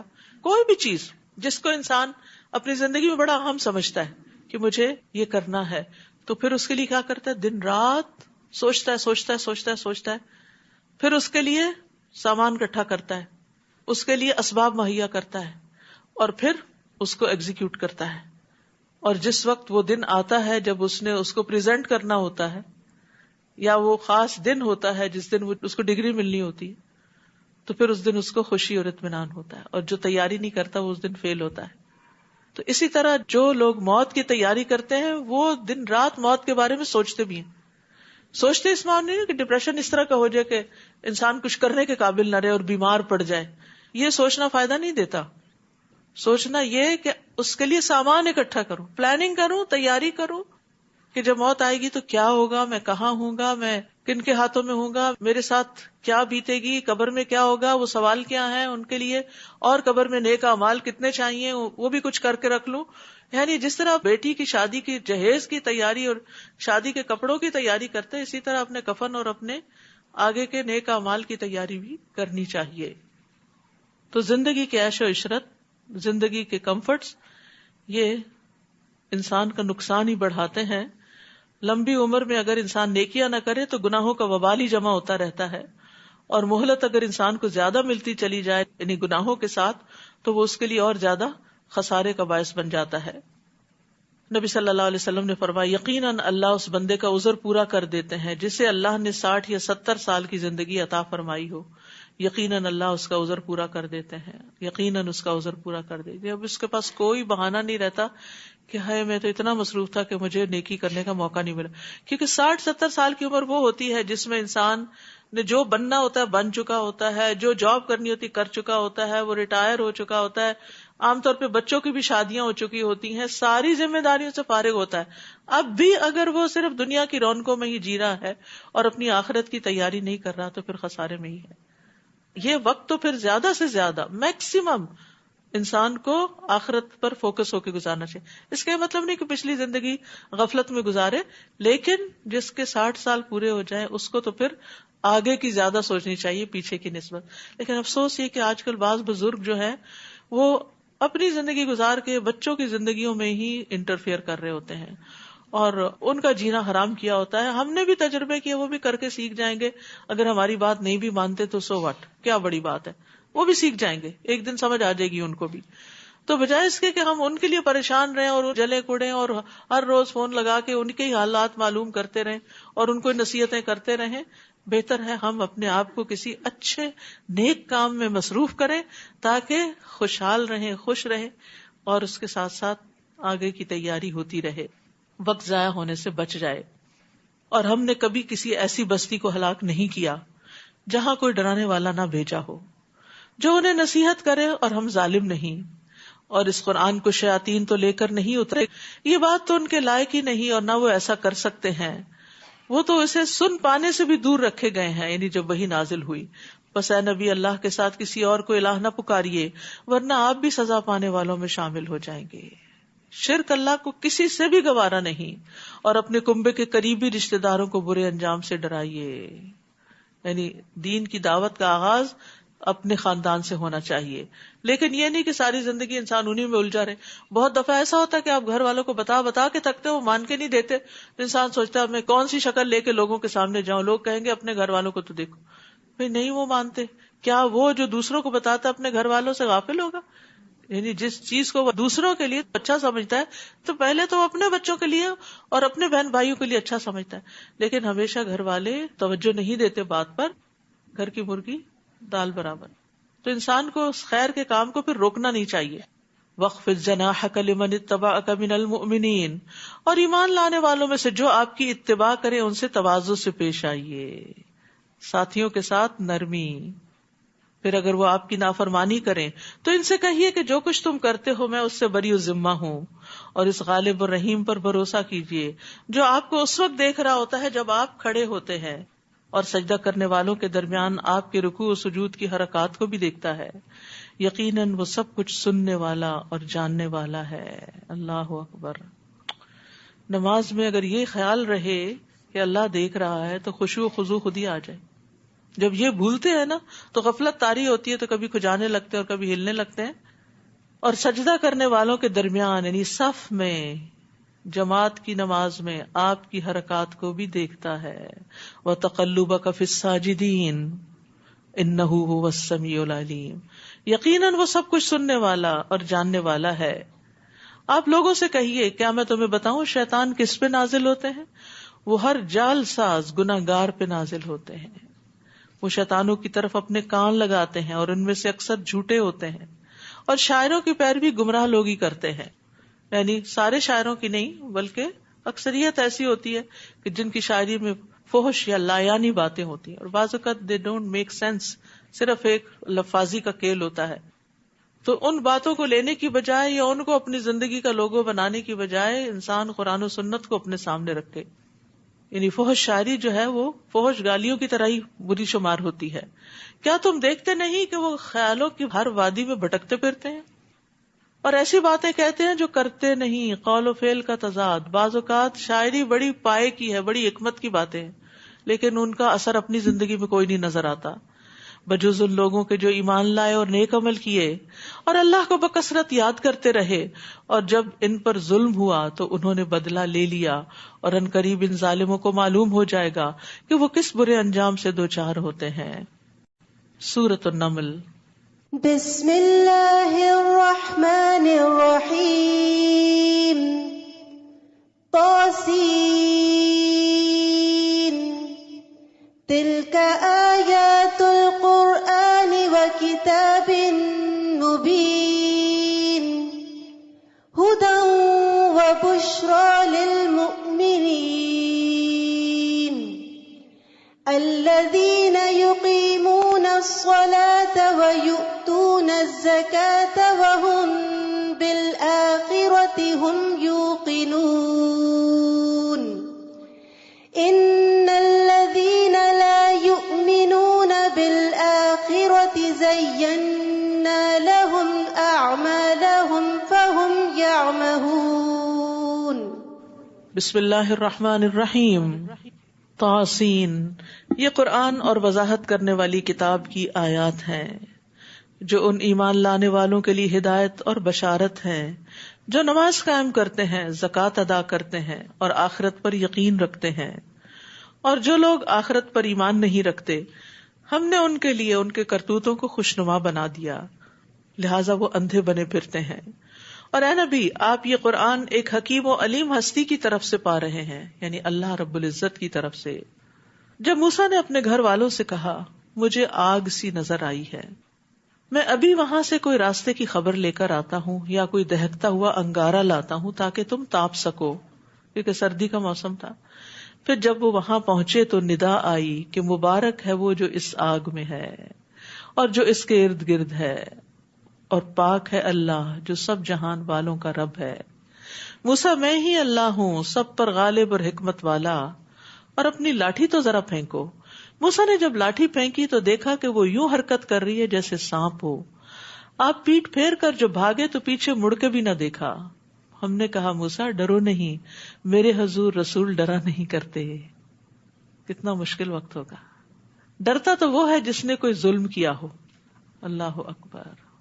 خوف اس کو لاحق ہوتا ہے. پھر اگر اس نے بھی برائی کے بعد اپنے اعمال کو نیکی سے بدل لیا تو میں یقیناً بخشنے والا مہربان ہوں. کتنی بڑی رحمت ہے اللہ کی, کتنی خوشخبری ہے. کون ہے ہم میں سے جس نے ظلم نہ کیا ہو؟ ہم سب کو اللہ کی یہ خوشخبری چاہیے کہ وہ گناہوں کو بخشنے والا ہے. تو غلطی ہو جائے تو اس کے بعد فوراً نیکی کا کام کر لیں, چاہے بندوں کے حق میں ہو یا اللہ سبحانہ وتعالیٰ کے حق میں. اور اپنا ہاتھ اپنے گریبان میں داخل کرو, وہ کسی مرض کے بغیر چمکتا ہوا نکلے گا. یہ 2 معجزے من جملہ ان 9 معجزات کے تھے جو فرعون اور اس کی قوم کے لیے موسیٰ کو دیے گئے. بلا شبہ وہ بد کردار لوگ تھے. پھر جب ہمارے ایسے بصیرت افروز معجزے ان کے پاس پہنچے تو وہ کہنے لگے یہ تو صاف جادو ہے, اور انہوں نے ازراہ ظلم اور تکبر انکار کر دیا, حالانکہ ان کے دل یقین کر چکے تھے کہ موسیٰ سچے ہیں. پھر دیکھیے ان مفسدوں کا انجام کیا ہوا. وَلَقَدْ آتَيْنَا دَاوُودَ وَسُلَيْمَانَ عِلْمًا, ہم نے داؤد اور سلیمان کو علم عطا کیا. اللہ سبحانہ تعالیٰ نے 300 سے زائد رسول بھیجے, جن میں سے 5 اولو العزم رسول ہیں, اور پھر ان کے بعد داؤد اور سلیمان علیہ السلام بھی بڑے اہم رسول ہیں. تِلْكَ الرُّسُلُ فَضَّلْنَا بَعْضَهُمْ عَلَى بَعْضٍ, یہ رسول جن میں سے ہم نے بعض کو بعض پر فضیلت عطا کی. تو داؤد اور سلیمان علیہ السلام کو بھی باقی پیغمبروں پر فضیلت عطا ہوئی تھی. علم بہت بڑی نعمت, حالانکہ ان کے پاس اور بھی بہت کچھ تھا, لیکن اللہ تعالیٰ نے ان چیزوں کا ذکر نہیں یہاں کیا. فضیلت کی بنیاد علم ہے. وہ دونوں کہنے لگے ہر طرح کی تعریف اس اللہ کے لیے ہے جس نے ہمیں اپنے بہت سے مومن بندوں پر فضیلت عطا کی. الحمدللہ الذی فضلنا علی کثیر من عبادہ المؤمنین. اور داؤد کے سلیمان وارث ہوئے. انہوں نے کہا لوگوں ہمیں پرندوں کی بولی سکھائی گئی ہے اور ہر چیز بھی دی گئی ہے. وَأُوتِينَا مِن كُلِّ شَيْءٍ, ہر نعمت ہے ہمارے پاس. بلا شبہ یہ اللہ کا نمایاں فضل ہے. اور سلیمان کے لیے کسی مہم کے سلسلے میں اس کے جنوں, انسانوں اور پرندوں کے لشکر جمع کیے گئے اور ان کی جماعت بندی کر دی گئی تھی. سبحان اللہ. نہ صرف یہ کہ لشکر اکٹھے کیے گئے ہر قسم کے, بلکہ ان کی ٹریننگ ہوئی اور ان کو ایک ڈسپلن میں رکھا گیا. یہاں تک کہ جب وہ چیونٹیوں کی ایک وادی پر پہنچے تو ایک چیونٹی بول اٹھی, چیونٹیوں اپنے اپنے بلوں میں گھس جاؤ, ایسا نہ ہو کہ سلیمان اور اس کے لشکر تمہیں رون ڈالیں اور انہیں پتہ بھی نہ چلے. یاد رکھیے باقی مخلوق بھی اللہ کی تسبیح کرتی ہے, شعور رکھتی ہے, اور بعض کو تو یہ پتا ہے کہ انسان نیک کام کر رہے ہیں یا برے کام کر رہے ہیں. تو یہاں پر چیونٹیوں کی عقل مندی کی بات کی جا رہی ہے. رسول اللہ صلی اللہ علیہ وسلم نے فرمایا انبیاء میں سے ایک نبی کو ایک چیونٹی نے کاٹ لیا تو ان کے حکم سے چیونٹیوں کے گھر جلا دیے گئے. تو ظاہر پہ چیونٹیاں بھی ہوں گی اس میں.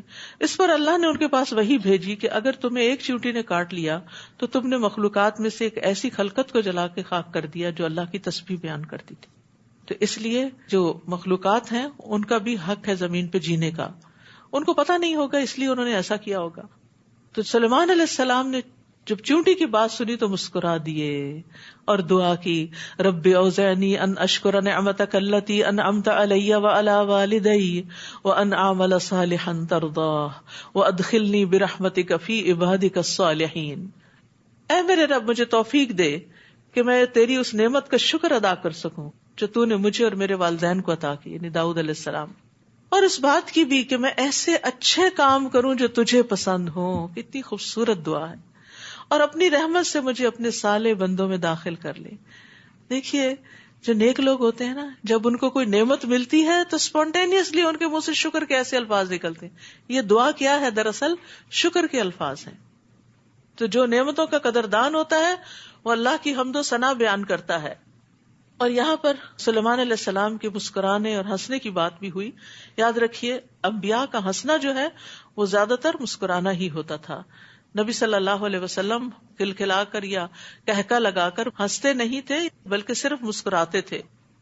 عبداللہ بن حارث کہتے ہیں میں نے کسی کو رسول اللہ صلی اللہ علیہ وسلم سے زیادہ مسکراتے ہوئے نہیں دیکھا. آپ کی زوجہ محترمہ حضرت عائشہ کہتی ہیں کہ میں نے آپ کو کبھی اس طرح ہنستے نہیں دیکھا کہ آپ کے حلق کا کوا نظر آ جائے، بلکہ آپ تبسم فرمایا کرتے تھے، اور مسکرانا بھی صدقہ ہے جس سے روزہ نہیں ٹوٹتا. وَتَفَقَّدَ الطَّيْرَ فَقَالَ مَا لِيَ لَا أَرَى الْهُدْهُدَ أَمْ كَانَ مِنَ الْغَائِبِينَ.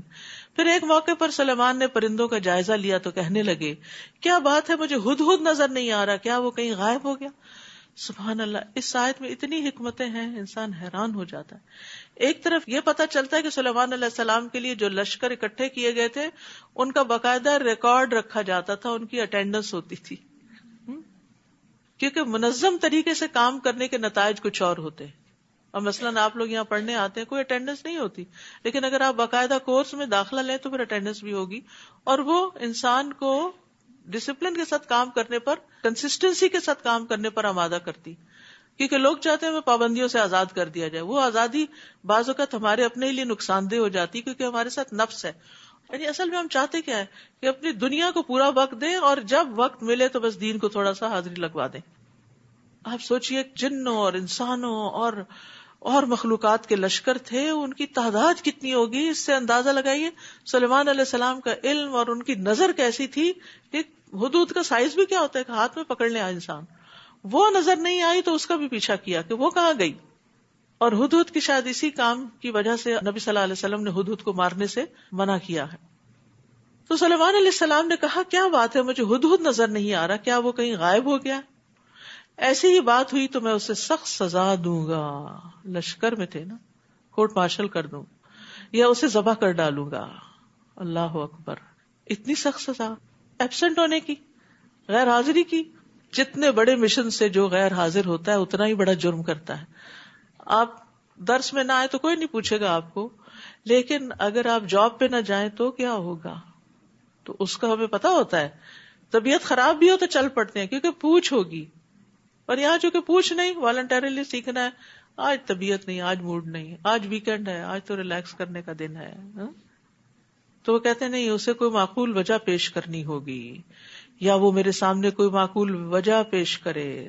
تو یہاں پر آپ دیکھیے کہ حکمران کو، ایک جرنیل کو اتھارٹی دی گئی کہ وہ اپنی فوج میں ڈسپلن قائم کرے، اور یہ ڈسپلن قائم کرنا کوئی دین کی روح کے خلاف نہیں، کیونکہ امانت ایک بھاری ذمہ داری ہے اور ایک امانت ہے، اس امانت کو صحیح طور پر ادا کرنا چاہیے. فَمَكَثَ غَيْرَ بَعِيدٍ، تھوڑی ہی دیر گزری تھی سلیمان علیہ السلام کو کہ ہدہد آ گیا اور کہنے لگا، میں نے وہ کچھ معلوم کر لیا ہے جو ابھی تک آپ کو معلوم نہیں. میں سبا سے متعلق ایک یقینی خبر آپ کے پاس لاؤں، یقینی خبر، ایسے ہی نہیں بہانہ بنا رہا. میں نے دیکھا کہ ایک عورت ان پر حکمرانی کرتی ہے جسے سب کچھ عطا کیا گیا ہے اور اس کا تخت عظیم الشان ہے. اچھا، ہم حدود کو دیکھتے ہیں سمجھتے انہیں کیا پتا ہم ان کے سامنے کیا کر رہے ہیں. کتنی چھوٹی چھوٹی پرندوں کی آنکھیں ہوتی ہیں، دیکھیں کتنی گہری نظر ہوتی. آپ نے دیکھا ہوگا کہ عقاب اور چیل وغیرہ کئی 100 فٹ کی بلندی سے اترتے ہیں اور تیزی سے اٹھا کے لے جاتے ہیں. وہ چیز ہمیں نظر نہیں آ رہی ہوتی جو وہ وہاں سے دیکھ لیتے ہیں. تو اللہ سبحانہ تعالیٰ نے جانوروں کو، پرندوں کو بعض اوقات کچھ صفات ہم سے بھی زیادہ دے رکھی ہوتی ہیں، تو اس لیے ان کو انڈرمائن نہیں کرنا چاہیے. اللہ کی ہر مخلوق کے اندر کوئی کوالٹی ایسی ہوتی ہے جس کی بنا پر اس کی قدر کرنی چاہیے. جس کام کے لیے اس کو پیدا کیا گیا وہ آپ نہیں کر سکتے. ہدہد نے بھی یہی کہا نا، میں جو خبر لے کر آیا ہوں وہ آپ کو نہیں معلوم. احطت بما لم تحط به. حالانکہ سلیمان علیہ السلام کے پاس تو جن بھی تھے جو طرح طرح کی خبریں لا کر دیتے تھے، لیکن یہ خبر ہدہد ہی کے حصے میں تھی اور وہی لے کر آیا. میں نے یہ بھی دیکھا کہ وہ خود اور اس کی قوم اللہ کو چھوڑ کر سورج کو سجدہ کرتے ہیں، اور شیطان نے ان کے لیے ان کے اعمال کو آراستہ کر کے انہیں راہ حق سے روک دیا ہے، لہٰذا وہ راہ حق پا نہیں رہے. اس اللہ کو سجدہ نہیں کرتے جو ان چیزوں کو نکالتا ہے جو آسمانوں اور زمین میں پوشیدہ ہیں. سبحان اللہ. ایک ہدہد کو یہ سمجھ ہے کہ اللہ رب العالمین کون ہے، اور وہ سب کچھ جانتا ہے جسے تم چھپاتے ہو، جسے تم ظاہر کرتے ہو. ہدہد پریشان ہے انسانوں کے شرک پر، اور یہ بھی سمجھے کہ شیطان انہیں بہکا رہا ہے. یعنی ایک پرندے کے اندر کس قدر سمجھ کی باتیں ہیں. سلیمان علیہ السلام کو بھی علم دیا گیا تھا اور ان کے لشکروں کو بھی بہت علم دیا گیا تھا. اس اللہ کو سجدہ نہیں کرتے جو ان چیزوں کو نکالتا ہے جو آسمانوں اور زمین میں پوشیدہ ہیں، اور وہ سب کچھ جانتا ہے جسے تم چھپاتے ہو جسے تم ظاہر کرتے ہو. اللہ ہی ہے جس کے سوا کوئی الہ نہیں، وہی عرش عظیم کا مالک ہے. اللہ لا الہ الا هو رب العرش العظیم. قال سننظر اصدقت ام كنت من الكاذبین. سلیمان نے کہا ہم ابھی دیکھ لیتے ہیں کہ تو سچ کہہ رہا ہے یا تو جھوٹا ہے. وہ کہہ رہا ہے میں یقینی خبر لا رہا ہوں، آپ اس یقینی خبر کی بھی تحقیق کرتے ہیں. ایک لیڈر کو ایکشن لینے سے پہلے میک شور کرنا چاہیے کہ جو خبر کسی ایک نے آ کے پہنچائی ہے وہ سچی بھی ہے یا نہیں. کیونکہ ہوتا ہی ہے نا کہ سب ماں کے پاس جا کے روتے ہیں، اس بہن بھائی نے یہ کر دیا، اس نے وہ کر دیا. تو ماں کو کیا کرنا چاہیے؟ پھر صرف ایک کی سن کے فیصلہ نہ کرے، دوسرے کو بھی بلا کے پوچھے کہ معاملہ کیا ہے. تو اکثر آپ دیکھیں گے کہ وہ پہلے پہنچ جاتا ہے جو غلط فیصلہ کروانے کے نوک پہ ہوتا ہے. یہ میرا خط لے جا اور ان کی طرف پھینک دے، پھر ان سے ہٹ کر دیکھ وہ کیا جواب دیتے ہیں. اب اسی کو کام سپرد کر دیا گیا جو خبر لایا تھا. سبا کی ملکہ کہنے لگی اے اہل دربار، میری طرف ایک بڑا اہم خط پھینکا گیا ہے، اور وہ یہ ہے وَإِنَّهُ بِسْمِ اللَّهِ الرَّحْمَنِ الرَّحِيمِ، شروع اللہ کے نام سے جو بڑا مہربان نہایت رحم والا ہے. اور خط کا کانٹینٹ کیا ہے؟ یہ کہ میرے مقابلے میں سرکشی اختیار نہ کرو بلکہ فرما بردار اور مطیع ہو کر میرے پاس آ جاؤ. بس اتنی سی بات. یہ خط سنا کر ملکہ کہنے لگی اے اہل دربار، میرے اس معاملے میں مجھے مشورہ دو. اچھے لیڈر کی کوالٹی، اپنے ساتھیوں سے مشورہ کرنا. جب تک تم لوگ میرے پاس موجود نہ ہو میں کسی معاملے کو طے نہیں کیا کرتی. اعتماد دیا جا رہا ہے، کانفیڈنس دے رہی ہے. درباری کہنے لگے ہم بڑے طاقتور اور سخت جنگجو ہیں، مگر معاملے کا اختیار تو آپ ہی کو ہے. وہ بھی کتنے اچھے ساتھی ہیں کہ اپنی قوت کا اظہار کر کے اتھارٹی لیڈر کو دیتے اور فائنل ڈیسیژن آپ کا. اور جس قوم کے اندر یہ نہ ہو اس کے کام کبھی نہیں سنورتے. یعنی مشورہ سب دیں لیکن الٹیمیٹ اتھارٹی کسی ایک کے پاس ہونی چاہیے تاکہ معاملات کا صحیح بر وقت فیصلہ ہو سکے. ورنہ بہت سے معاملات صرف اسی لیے لٹکتے رہتے ہیں کہ کوئی ڈیسیژن نہیں لیتا اس پر کہ کرنا کیا ہے. آپ خود ہی غور کریں کہ آپ ہمیں کیا حکم دیتی ہیں. ملکہ کہنے لگی بادشاہ لوگ جب کسی علاقے میں داخل ہوتے ہیں تو اسے اجاڑ دیتے ہیں اور وہاں کے معززین کو ذلیل بنا دیتے ہیں، اور یہی کچھ یہ لوگ بھی کریں گے. ابھی دیکھ لو انجام کیا ہوگا. جنگ کوئی اچھی چیز نہیں. یعنی ایک عورت کو یہ بات سمجھ آ گئی. تو ایک عقل مند لیڈر جو ہے وہ قوم کے حق میں وہ فیصلہ کرتا ہے کہ جس سے قوم کے حقوق کی حفاظت ہو، نہ کہ صرف باتوں اور لفاظی کے ساتھ وہ ایسا جوش دلا دیتا ہے کہ پھر اس کے بعد کے انجام کو کون جانے. وَإِنِّي مُرْسِلَةٌ إِلَيْهِمْ بِهَدِيَّةٍ، اور میں تجربے کے طور پر ان کی طرف کچھ تحفہ بھیجتی ہوں. مزید سمجھداری، دور رسی، کیونکہ تحفے سے دشمنی کم ہوتی ہے. جن رشتہ داروں سے ناراضگی ہے نا، رمضان اچھا موقع ہے، ایک موقع آ گیا ہے ہاتھ کہ آپ ان کو منا لیں. آپ ان کو سلام بھیجیں، دعائیں بھیجیں، رمضان مبارک کہیں، اور اگر ممکن ہو تو کچھ گفٹ بھی بھیج دیں تاکہ ان کے دلوں کی کدورت اور ناراضگی دور ہو، یا شاید کچھ کم ہو جائے، اور اگلے رمضان تک پھر شاید کچھ اور کم ہو جائے اور پھر مرنے سے پہلے صلح ہو جائے. پھر دیکھو گی کہ میرے بھیجے ہوئے آدمی کیا جواب لاتے ہیں. تو ایک عورت کی جو سمجھداری ہے اس میں خاندانوں میں بڑا فائدہ ہوتا ہے. ایک سمجھدار عورت جذباتی فیصلے نہیں کرتی، وہ ایسے فیصلے کرتی ہے جس سے اس کی اپنی ذات، اس کے بچے، اس کا گھر، اس کی عزت، اس کی زندگی، اس کی آخرت، ہر چیز کا فائدہ ہو. کیونکہ اگر عورت بگڑ جاتی ہے، اگر عورت ناسمجھ ہو جاتی ہے تو گھر نہیں بنتے. تو اسی طرح کسی قوم کا لیڈر اگر سمجھدار نہ ہو تو وہ قوم کو ہلاکت کے گڑھے میں جا پھینکتا ہے. ابن عباس کہتے ہیں اس عورت نے اپنی قوم سے کہا اگر اس نے تحفہ قبول کر لیا تو وہ ایک عام بادشاہ ہوگا تو تم اس سے جنگ کر لینا، اگر اس نے قبول نہ کیا تو نبی ہوگا، اس کی پیروی کر لینا. پرکھنے کا بھی کتنا اچھا طریقہ ہے. پھر جب وہ وفد تحفہ لے کر سلیمان کے پاس آیا تو سلیمان نے کہا کیا تم مجھے مال کا لالچ دیتے ہو؟ وہ تو اللہ نے مجھے پہلے ہی تم سے زیادہ دے رکھا ہے. تمہارا یہ تحفہ تمہیں کو مبارک ہو جس پر تم اترا رہے ہو.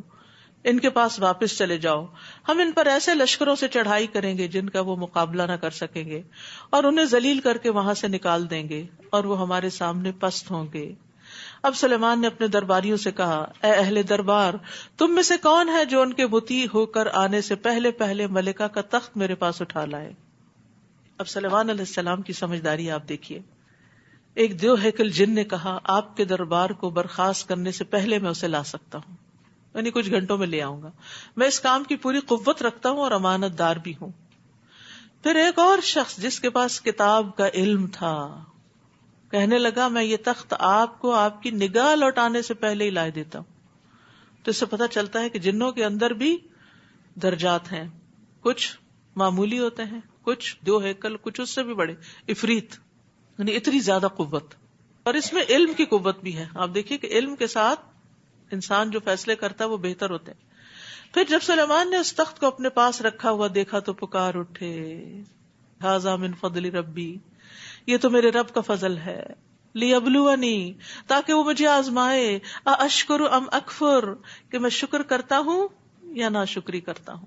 نعمت پا کر طرز عمل کیا ہونا چاہیے. جب کوئی ایسی چیز آپ کو مل جائے جسے آپ سوچ ہی نہیں رہے تھے, یا آپ کی توقعات سے بڑھ کر ہو, یا آپ کے لیے بہت آسانی کا سبب ہو, تو اس پر لازماً رب کا شکر ادا کریں. اب مثلاً آپ نے اچھی سی نماز پڑھی تو اس پر فخر کرنے کی وجہ شکر ادا کریں, یا اللہ تیرا شکر ہے. تو اب اس شکر کی وجہ سے اگلی اور اچھی ہوگی. تو نیکی کے کاموں کی توفیق ملنے پر بھی شکر ادا کرتے رہیں, اور بندوں کی خدمت کے یا ویسے کوئی ڈیسیژن یا کوئی بھی اچھی بات اللہ تعالیٰ آپ سے کروا لے تو اس پر اللہ کا شکر ادا کریں. اور جو شکر ادا کرتا ہے تو اس کا شکر اپنے ہی لیے مفید ہے, اور اگر کوئی ناشکری کرے تو میرا رب اس کے شکر سے بے نیاز اور اپنی ذات میں بزرگ ہے.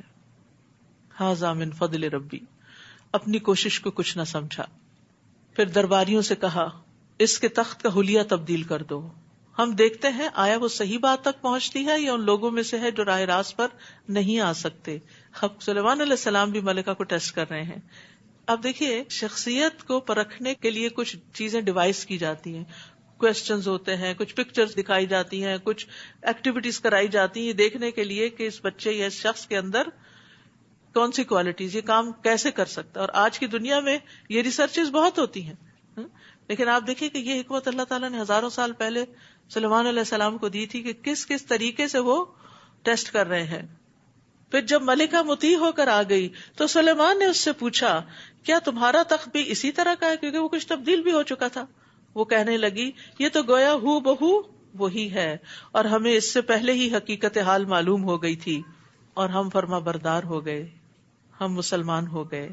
ملکہ کو ایمان لانے سے ان چیزوں نے روک رکھا تھا جنہیں وہ اللہ کے سوا پوچھتی تھی, کیونکہ وہ کافر قوم سے تھی. وہ تھی اچھی لیکن اس کا ماحول نہیں تھا کہ جس سے وہ ہدایت پاتی. اس کے پاس کوئی پیغمبر نہیں آیا تھا, تو سلیمان علیہ السلام اس کی ہدایت کا ذریعہ بنے.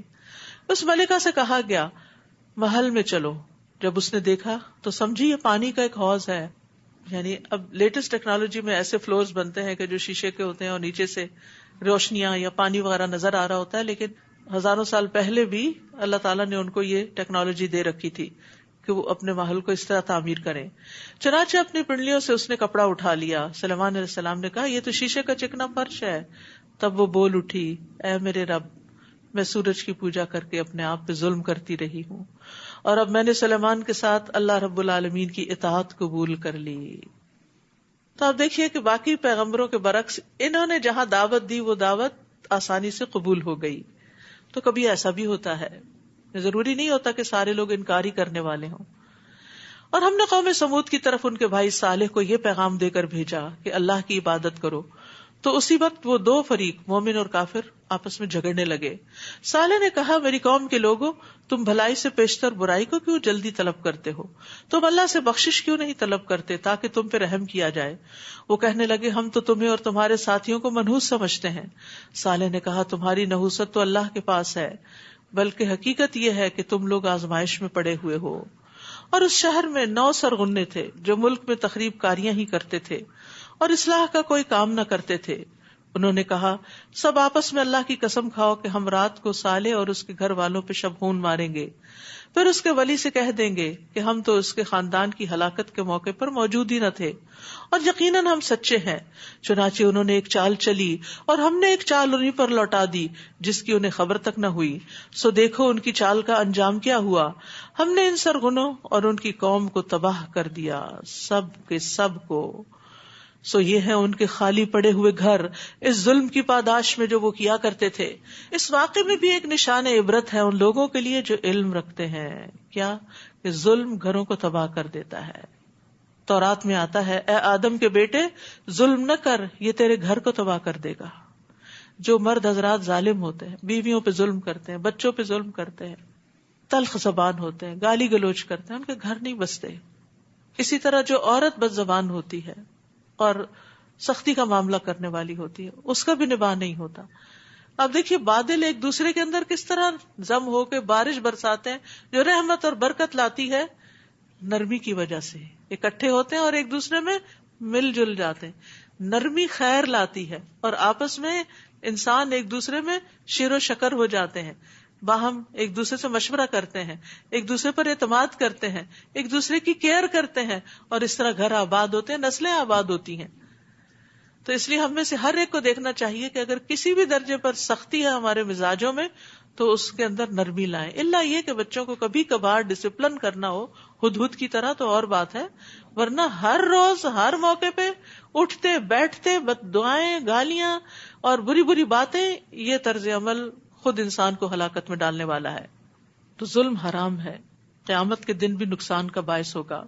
ظلم کے نتیجے میں نیکیاں بھی کام نہیں آئیں گی. وَأَنْجَيْنَا الَّذِينَ آمَنُوا وَكَانُوا يَتَّقُونَ، اور ہم نے ان لوگوں کو بچا لیا جو ایمان لائے تھے اور نافرمانی سے پرہیز کرتے تھے. اور لوط کا واقعہ یاد کرو جب انہوں نے اپنی قوم سے کہا کیا تم سمجھ رکھنے کے باوجود بدکاری کے کام کرتے ہو؟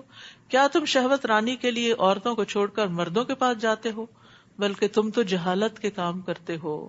چنانچہ اس کی قوم کو اس کے سوا کوئی جواب بن نہ پایا کہ انہوں نے یہ کہہ دیا لوط اور اس کے ساتھیوں کو اپنے شہر سے نکال دو، یہ بڑے پاک باز بنتے ہیں. چنانچہ ہم نے لوط اور اس کے گھر والوں کو بچا لیا سوائے اس کی بیوی کے جس کے لیے پیچھے رہ جانا ہم نے مقدر کر دیا تھا. وَأَمْطَرْنَا عَلَيْهِمْ مَطَرًا فَسَاءَ مَطَرُ الْمُنذَرِينَ، پھر ہم نے ان پر پتھروں کی بارش برسائی، کیسی بری تھی یہ بارش جو ان لوگوں پر ہوئی جنہیں عذاب الہی سے ڈرایا گیا تھا. قُلِ الْحَمْدُ لِلَّهِ وَسَلَامٌ عَلَىٰ عِبَادِهِ الَّذِينَ اصْطَفَىٰ آللَّهُ خَيْرٌ عَمَّا يُشْرِكُونَ، آپ ان سے کہیے سب تعریف اللہ کے لیے ہے اور اس کے ان بندوں پر سلامتی ہو جنہیں اس نے برگزیدہ کیا، چن لیا. اللہ بہتر ہے یا وہ معبود جنہیں یہ اس کا شریک بنا رہے ہیں.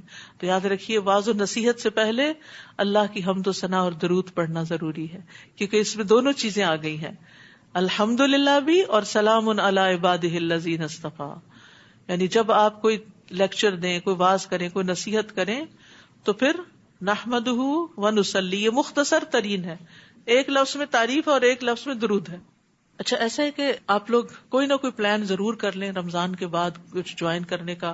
یہاں ویکنڈ پہ بھی کلاسز ہوتی ہیں، اردو میں بھی ہوتی ہیں، انگلش میں ینگ لڑکیوں کے لیے ہوتی ہے، چھوٹے بچوں کا اسکول ہے، ویکنڈ اسکول جس کو کہتے ہیں. اسی طرح جمعے کے دن شام کے وقت درس قرآن ایک ہوتا ہے جس میں کوئی ٹیسٹ وغیرہ نہیں ہوتے، صرف کلاس بھی ہوتی ہے اور اس کے بعد ڈسمسل ہو جاتا ہے. اور اسی طرح الہدیٰ ویکنڈ اسکول جو ہے یہ بچوں کا، اس میں ہفتے اور اتوار کو کلاسز ہوتی ہیں. اگلے سیشن کی رجسٹریشن کی معلومات آپ کو جولائی میں ملیں گی، ویب سائٹ پر بھی ہوں گی. اور سلیبس میں قرآن کی تلاوت، فہم، دعائیں، اسوہ حسنہ، اچھے اخلاق اور موجودہ دور میں اچھا مسلمان بن کے جینا یہ سکھایا جاتا ہے. اللہ تعالیٰ سب کی کوششیں قبول کرے. تو اللہ سبحانہ وتعالیٰ سے دعا ہے کہ اللہ ہمیں عمل کی توفیق عطا کرے. وآخر دعوانا ان الحمد للہ رب العالمین. سبحانک اللہم وبحمدک، اشہد ان لا الہ الا انت، استغفرک واتوب الیک. السلام علیکم ورحمۃ اللہ وبرکاتہ.